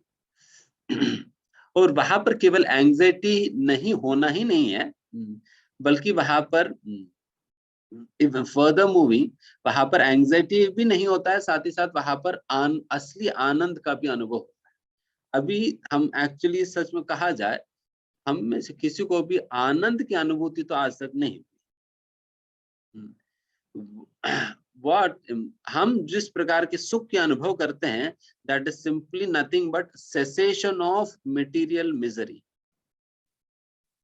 Cessation of material misery का मतलब यह है, जिस मानो कि किसी का दबाकर पिटाई हो रही है एंड उन्हें बीच में 5 मिनट की ब्रेक दे दिया जाए, 5 मिनट की ब्रेक दे दिया जाए एंड उस 5 मिनट की ब्रेक में व्यक्ति सोचता है कि अरे रिलीफ हो गया, बहुत जबरदस्त रिलीफ हो गया कर। एंड ये जो रिलीफ जो होता है, 5 मिनट की जो ब्रेक है, उसी को ही लोग मानते हैं कि अरे सुख है, सुख है करके। बट असलियत में होता नहीं है सुख, यहाँ पर मिलेगा ही नहीं। जब भगवान कह रहे दुख काले में यहाँ पर सुख ही नहीं है, दुख ही मिलेगा करके, हम कह रहे नहीं भगवान आपने गलत कहा है, शायद आप अपने स्टेटमेंट को बदलना पड़ेगी, ये तो दुख काले में, यहाँ पर मुझे सुख मिल गया, ये सुख है। भगवान देखो हमें मिल गया, न्यू डिस्कवरी, नया डिस्कवरी हो गया आज कि हमें सुख मिल गया करके। तो आप सोचे कि इधर भगवान गलत होंगे या हम गलत है। जब आपको सुख मिल रहे हैं, जब आप कह रहे हैं कि मुझे सुख मिल रहे करके, इधर फिर भगवान ही गलत है या नहीं तो आप गलत हो गए। दोनों तो साइमल्टेनियसली गलत तो नहीं हो सकते, तो फिर ऑब्वियसली हम ही गलत है।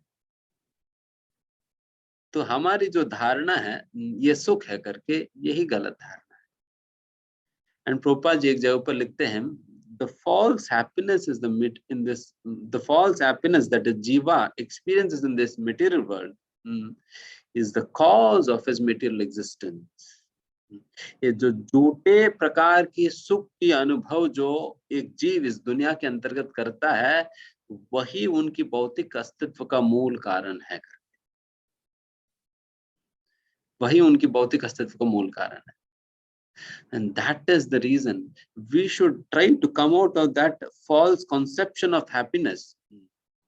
उस प्रकार की जो false conception है, गलत प्रकार की धारणा है आनंद को लेकर, उस प्रकार की गलत धारणा से बाहर निकल के हमें असलियत में आनंद होता क्या है इसको कम से कम समझे तो सही।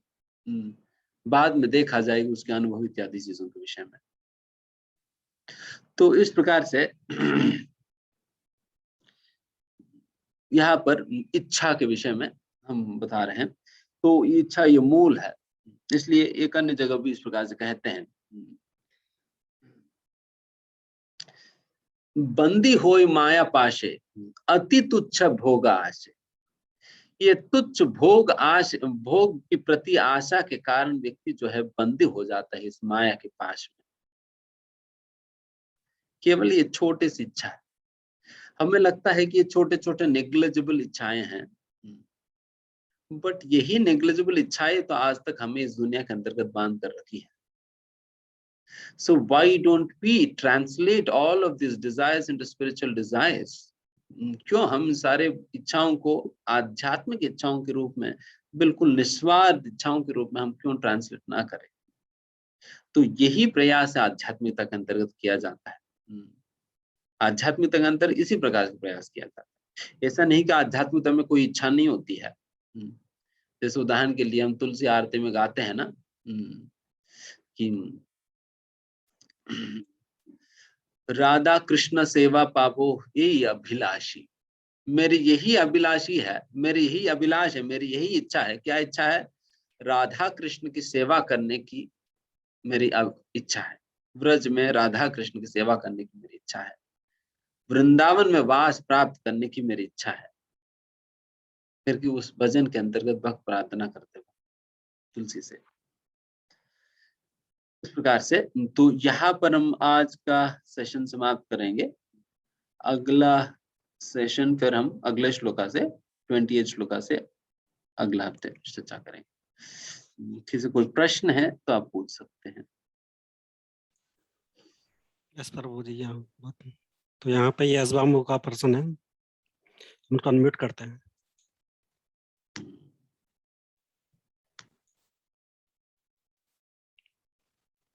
यस प्रभु जी, अनम्यूट योरसेल्फ। हाँ,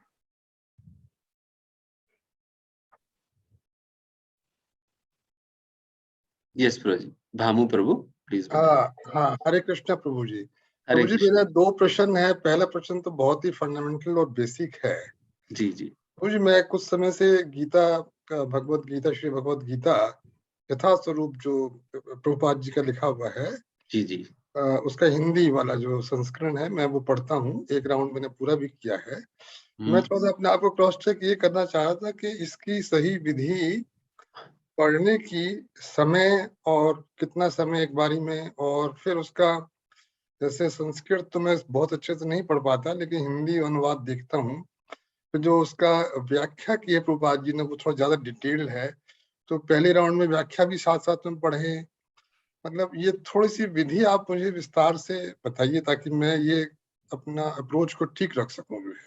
ओके, ये मेरा बहुत पहला धन्यवाद। अच्छा प्रश्न आपने पूछा। जी। कई लोगों की डाउट होगा। तो इसमें हमें जो भगवान की मुख से निकला हुआ भगवान जो संस्कृत श्लोका है, उसे भी हमें पढ़ने का प्रयास करनी चाहिए। आप सोचो कि भगवान के मुख से डायरेक्टली निकला है वो शब्द। भगवान उन शब्दों को मान लीजिए स्पर्श किया है, तो आप यही मान लीजिए भगवत गीता भगवान की मुख से निकला हुआ प्रसाद है, कीर्तन है। तो वैसा प्रसाद जब मिलता है तो हमें भी तो ग्रहण करनी चाहिए, तो श्लोकाएं बोलना चाहिए। एंड फिर दूसरा, उसकी अनुवाद, प्रतिपदार्थ और अनुवाद पढ़नी चाहिए। प्रतिपदार्थ भी प्रभुपाद जी इसे लिखने में बहुत मेहनत लगता है। इतना मेहनत करके प्रतिपदार्थ लिखने का भी यही कारण है, ताकि व्यक्ति समझे कि भगवान क्या बोल रहे हैं, हर एक शब्द। इसलिए वो भी इम्पोर्टेंट है, वो भी पढ़ना चाहिए। एंड फिर ट्रांसलेशन भी पढ़े। एंड सबसे महत्वपूर्ण वो है प्रभुपाद जी के द्वारा दिया हुआ तात्पर्य। वो तात्पर्य हमें निश्चित रूप से बहुत ही ध्यान के साथ, बहुत विश्लेषण के साथ, बहुत ही एक स्टडी के रूप में पढ़ना चाहिए। प्रभुपाद जी कहते हैं भगवद गीता में पहला अध्याय में, प्रभुपाद जी कहते हैं how to read Bhagavad Gita करके। वहां पर कहते हैं one should read Bhagavad Gita under the guidance of a devotee. ये एक बात कहते हैं। दूसरा बात ये कहते हैं कि इन स्क्रूटिनाइजिंग वे। स्क्रूटिनाइज मतलब बिल्कुल एक, जिस प्रकार से बिल्कुल पाठ्य पुस्तक व्यक्ति पढ़ता है, बिल्कुल स्क्रूटिनाइज करके, एनालाइज करके हर एक बात को, भगवान यहाँ पर ये बात क्यों कह रहे हैं, या उस प्रकार से प्रभुपाद जी के तात्पर्य हम एनालाइज करते हुए, विश्लेषण करते हुए हमें समझने का प्रयास करनी चाहिए।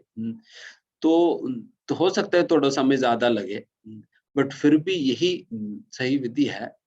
बिकॉज जब तक प्रभुपाद के तात्पर्य नहीं पढ़ेंगे, समझ ही नहीं पाएंगे कि भगवान उस श्लोका के माध्यम से हमें क्या बताना चाह रहे हो, और उस श्लोका को हमारे जीवन से क्या कनेक्शन है, इसको हम अप्रिशिएट नहीं कर पाएंगे। तो इस प्रकार से आप पढ़िएगा। निश्चित रूप से भगवद गीता, प्रभुपाद जी भगवद गीता की अध्ययन करने की आनंद आपको प्राप्त होगा। एंड जहां पर समझ नहीं आता है, देन फिर आप इस प्रकार के सेशंस है ही, रिकॉर्डिंग्स वगैरह, तो आप उसकी सहायता ले सकते हैं, जिससे आपको उस श्लोक के संबंध में कुछ समझ नहीं आए तो आप सुनेंगे तो आपको एक आइडिया लगेगा, अच्छा क्या बताए जा रहे हैं, उस प्रकार से। ठीक प्रभु जी, मेरा एक धन्यवाद प्रभु जी। मेरा एक प्रश्न और था। कई श्लोक में एक शब्द आता है निर्विशेषवादी। ये निर्विशेषवादी कौन लोग होते हैं? और कई जगह उन्होंने ब्रह्म ज्योति, ब्रह्म स्वरूप का भी जिक्र किया है कि कुछ लोग इस रूप में भी भगवान को याद करते हैं, स्मरण करते हैं। तो ये मैं पूरी तरह से समझ नहीं पाया। ओके, ये निर्विशेषवादी मतलब वही लोग हैं जिन्हें हम मायावादी भी कह रहे हैं। निर्विशेष मतलब भगवान में कोई विशेषता नहीं है, भगवान में कोई विशेष गुण नहीं है करके जो मानते हैं। ठीक है, ठीक है प्रभु जी, नमस्कार। यस, नेक्स्ट शोभिता माता जी।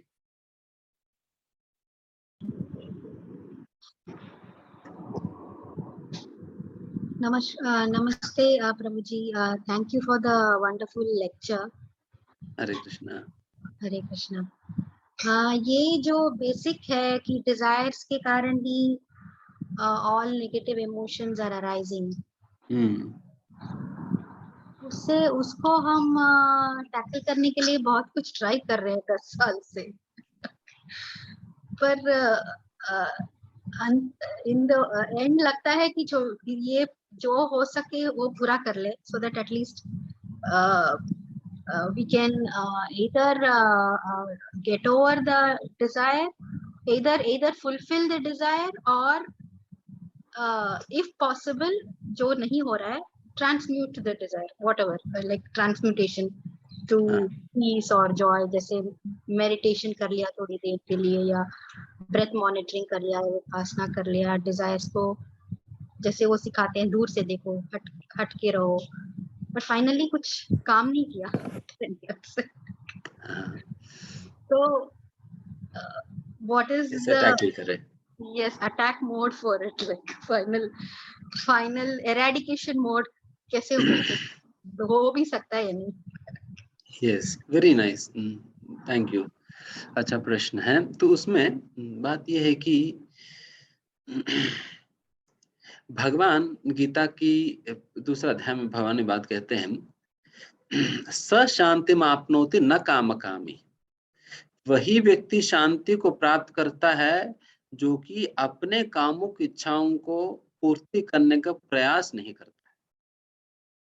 लोगों को लगता है कि अरे ये बहुत सता रही इच्छा, ये फुलफिल कर लेंगे तो देन फिर थोड़ा सा रिलीफ हो जाएगी, फिर नेक्स्ट आगे बढ़ जाते हैं करके।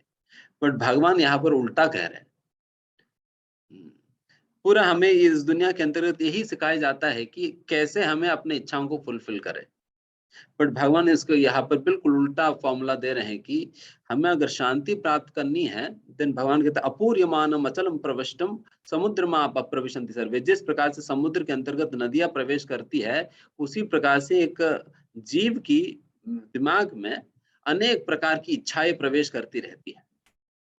एंड जिस प्रकार से इन सारे नदियां प्रवेश करने के बाद भी वो समुद्र जो है बिल्कुल समतुल रहता है एंड वो डिस्टर्ब नहीं होता है। कभी आप ऐसा नहीं देखेंगे कि समुद्र में बाढ़ आ गई या वो ओवरफ्लो हो गया करके। तो उस प्रकार से इट कंटेन्स, वो कंटेन कर लेती है। तो उसी प्रकार से एक जीव को भी जब इस प्रकार की इच्छाएं आ रही है, he should not act upon it, rather he should try to contain them as far as possible. तो सबसे पहला तो भगवान ये कहते हैं इच्छाओं के केस में। एंड दूसरा, भगवान एक जगह पर इस प्रकार से कहते हैं कि don't tell everything in me, हर चीज को you try to don't tell in me। जब इस प्रकार से डोटेल करने का प्रयास करेंगे हर चीज भगवान में, देन फिर क्या होता है कि हम धीमे धीमे शुद्ध होने लगते हैं। जैसे उदाहरण के लिए, अगर हमें रसमलाई खाना है, देन मैं क्या करूंगा, देन मैं रसमलाई बनाऊंगा, भगवान को भोग लगाकर भगवान के प्रसाद के रूप में मैं ग्रहण करूंगा। So what I did, I dovetail that very item in the service of God. उस भगवान के प्रसाद के रूप में वो रसमलाई खाने से क्या हुआ, ऑल्दो मेरी इच्छा था तो फिर इसलिए मैंने भगवान को अर्पण कर दिया और खा लिया।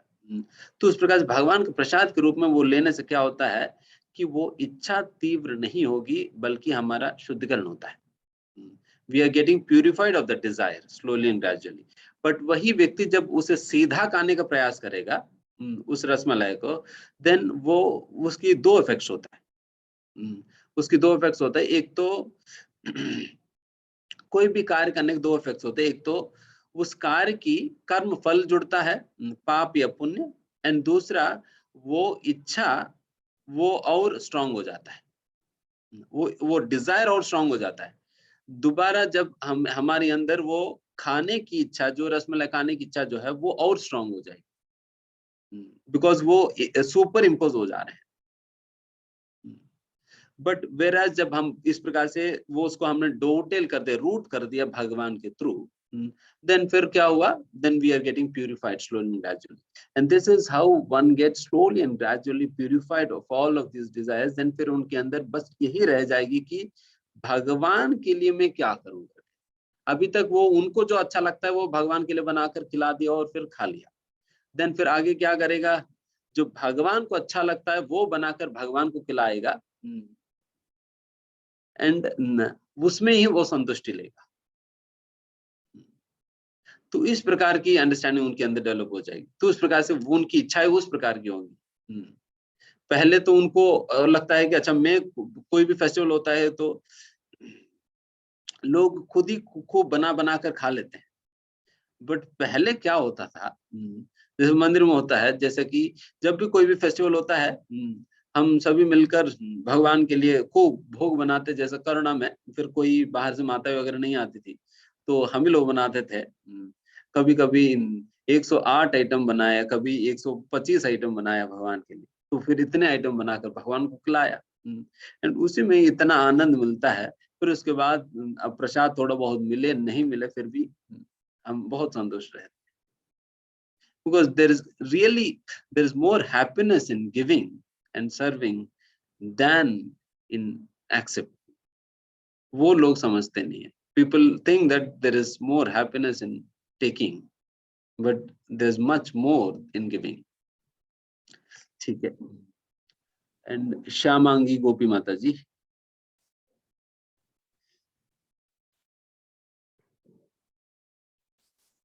Yes, Mataji, you can unmute yourself.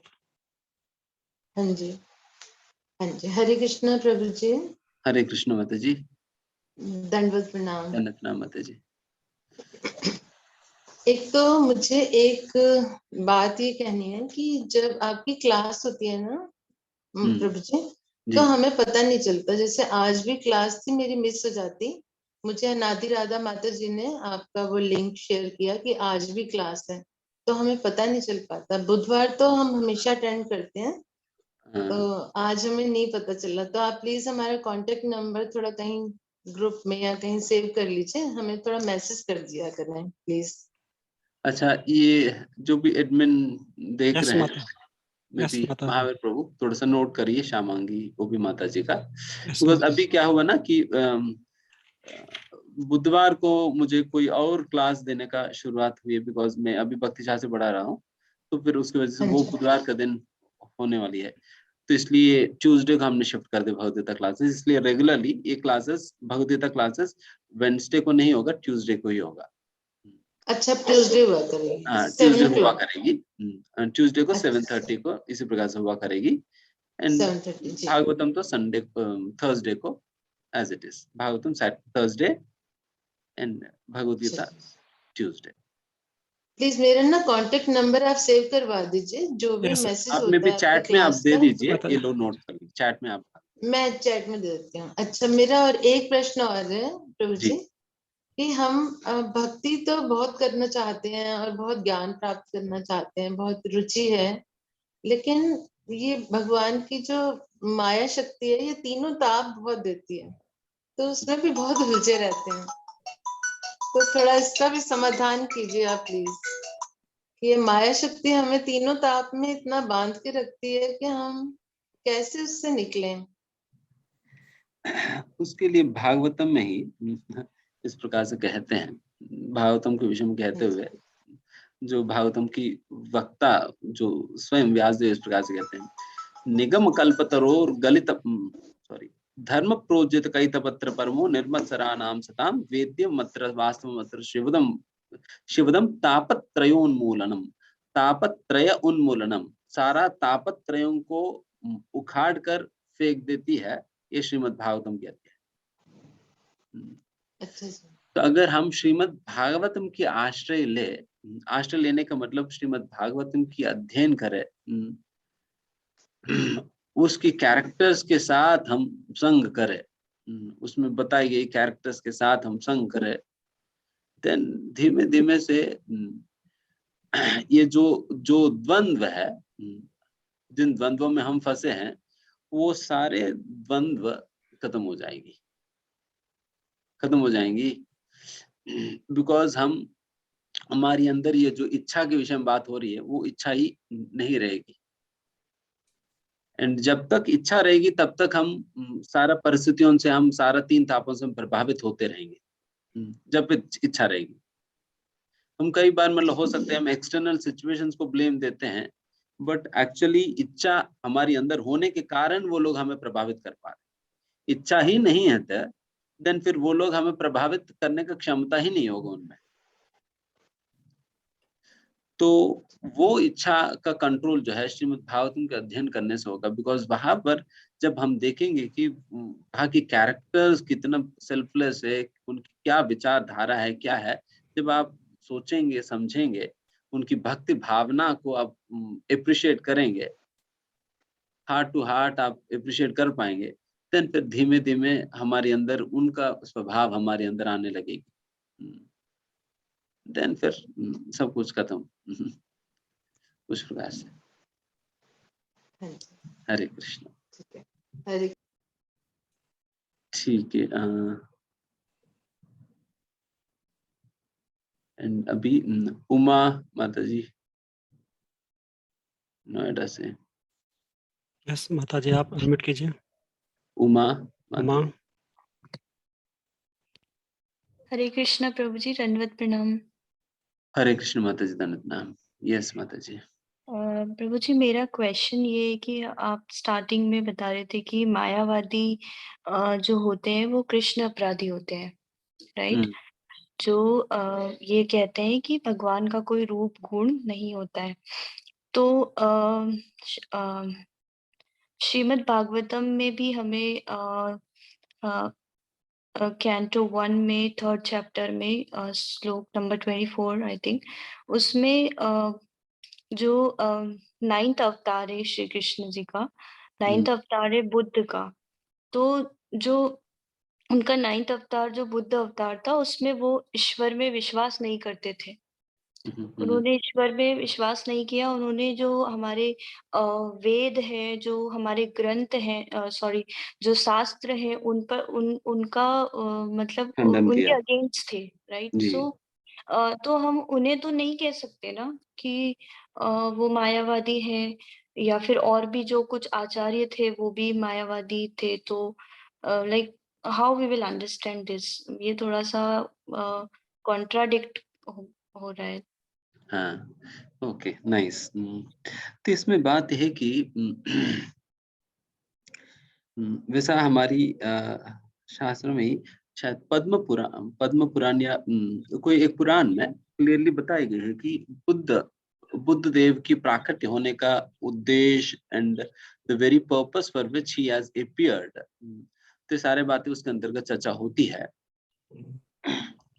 क्योंकि जिस समय बुद्ध प्रकट हुए थे 2500 साल पहले, उस समय इतने पशु हत्या हो रहा था, एंड ये सारा पशु हत्या जो है वैदिक शास्त्रों की नाम लेकर ही कर रहे थे लोग जी। वैदिक शास्त्रों का नाम लेकर ही कर रहे थे।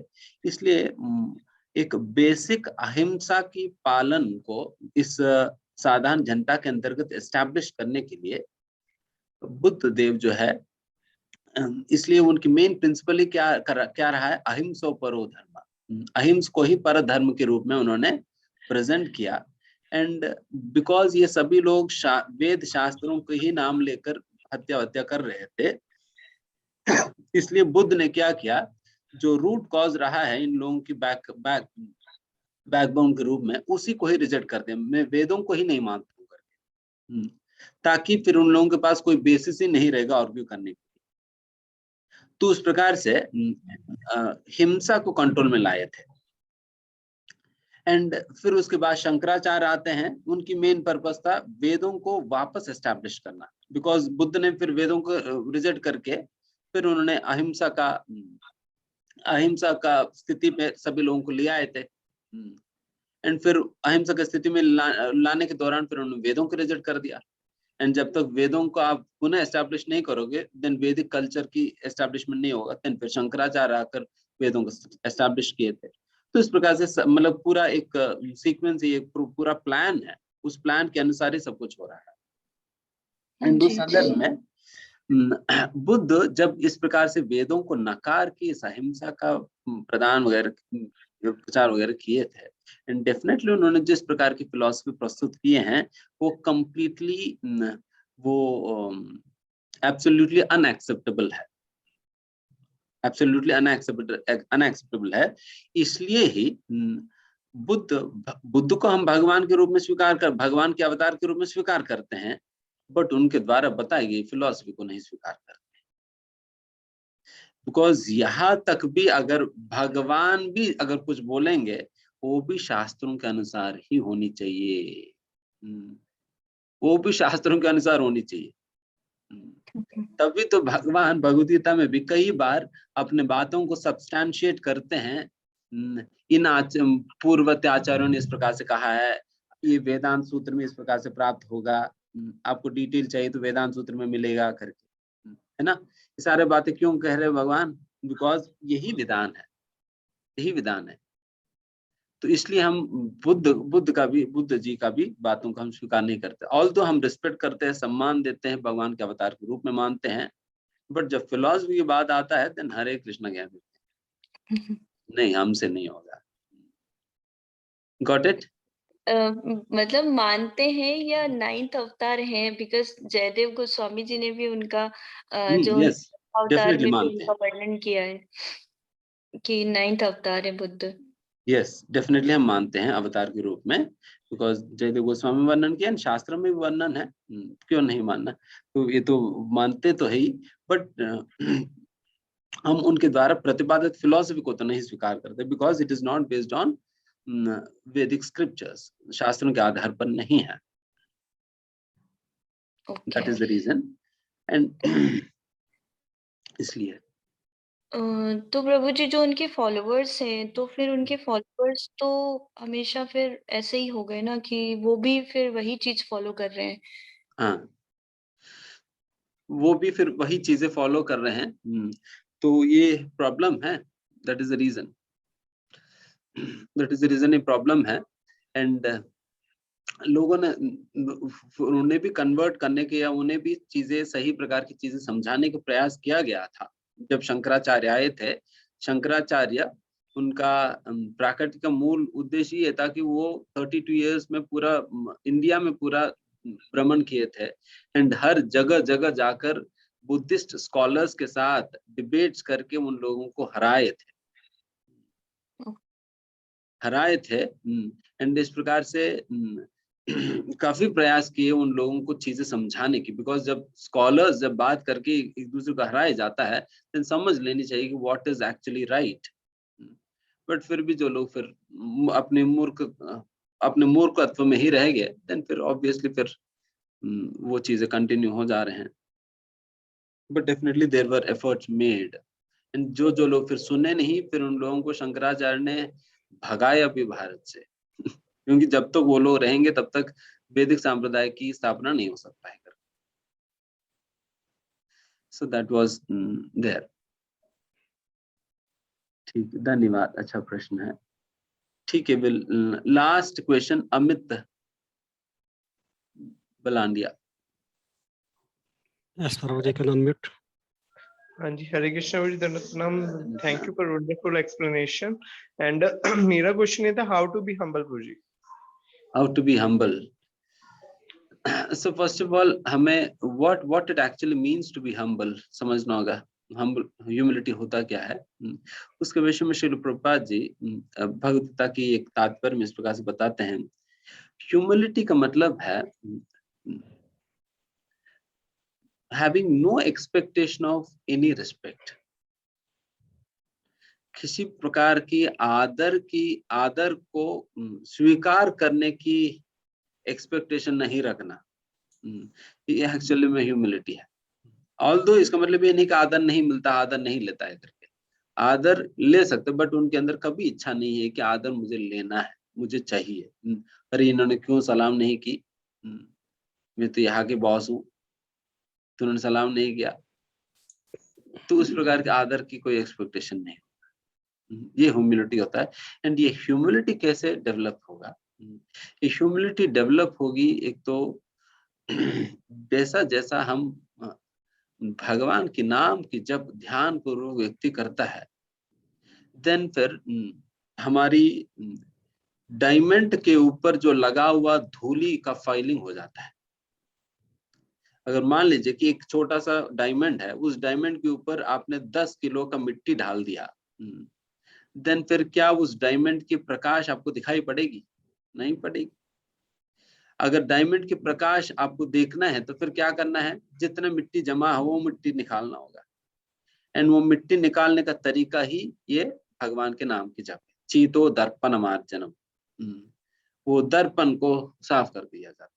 एंड जब वो दर्पण साफ हो जाता है देन ऑटोमेटिकली आपको उस डायमंड की प्रकाश क्या है? All this divine qualities, humility, tolerance, faith, ये सारा कुछ, ये डिवाइन क्वालिटीज जो है अपने आप प्रकाशित होगा।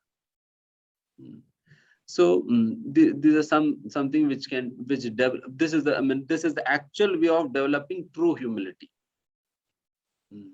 The actual way of developing true humility, and तभी humility आएगी। बाकी सारा हम, although हमें इसका मतलब ये नहीं कि humility का practice नहीं करना है करके नहीं, humility को practice करनी चाहिए, but समझ लेना चाहिए कि this is simply एक मेरा practice है, बस प्रयास है। But असलियत में humility कब आएगी मेरे अंदर? जब मैं भगवान के नाम जब अच्छा से करूंगा, मेरा हृदय साफ होगी, देन फिर ह्यूमिलिटी कहीं और से उठाकर लाने की जरूरत नहीं पड़ता है। ह्यूमिलिटी है अंदर बट बाहर नहीं आ रहे, क्योंकि हमारी एक बहुत बड़ा मोटा लेयर हमने डाल दिया मिट्टी का, वो निकाल देंगे देन फिर अपने आप आएगी। डायमंड के ऊपर आर्टिफिशियली हमें एलईडी लैंप्स लगा लगा कर उसे उसकी शाइनिंग बढ़ाने की जरूरत नहीं पड़ेगी। It is diamond, all वो by itself, by its nature वो प्रकाश देगी, है ना? So that is the thing. But still we practice humility at the same time chanting practice करते ताकि हम धीमे धीमे हृदय साफ हो जाए humility पर। हरे कृष्ण। यहाँ पे एक चैट में एक क्वेश्चन है, ले सकते प्रभु जी? Already time 9:30 हो गया।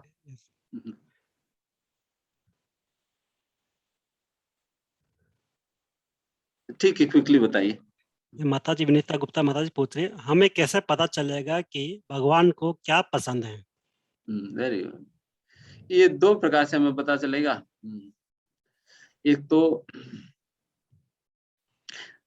भगवान आपसे पर्सनली आकर बताएंगे, नहीं, 2 प्रकार से पता चलेगा। एक,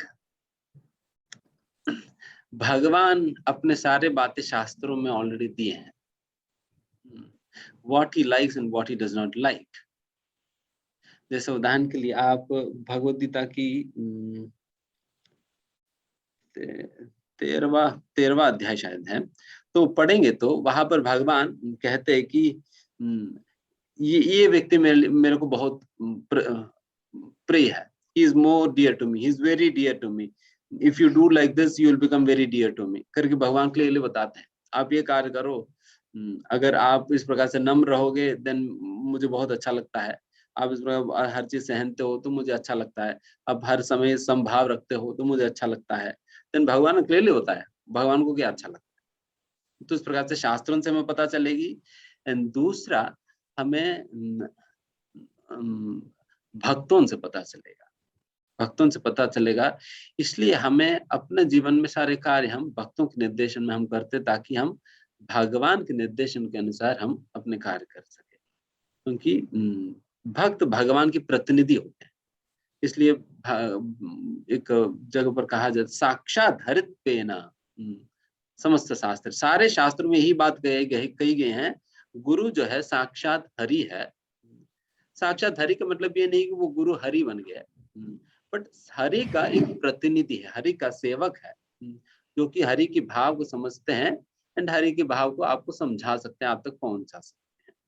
बस इसलिए गुरु के द्वारा एंड दूसरा शास्त्रों के माध्यम से, इन दोनों के माध्यम से हमें भगवान को क्या अच्छा लगता है ये हमें पता चलता है। यहाँ तक भी भगवान को कौन सा आइटम खाने में अच्छा लगता है ये भी शास्त्रों में बताएगी। ठीक है, धन्यवाद। थैंक यू प्रभु जी, बहुत बहुत धन्यवाद इस इनलाइटनिंग सेशन के लिए। तो एक बार प्रभु जी हरे कृष्णा महामंत्र बोल के इनको, हरे कृष्णा कृष्णा कृष्णा हरे हरे, हरे राम राम राम हरे। और सभी भक्तों का बहुत बहुत धन्यवाद देते हैं जो यहाँ पे आए हुए हैं। हरे कृष्ण। क्लास एंड करते हैं।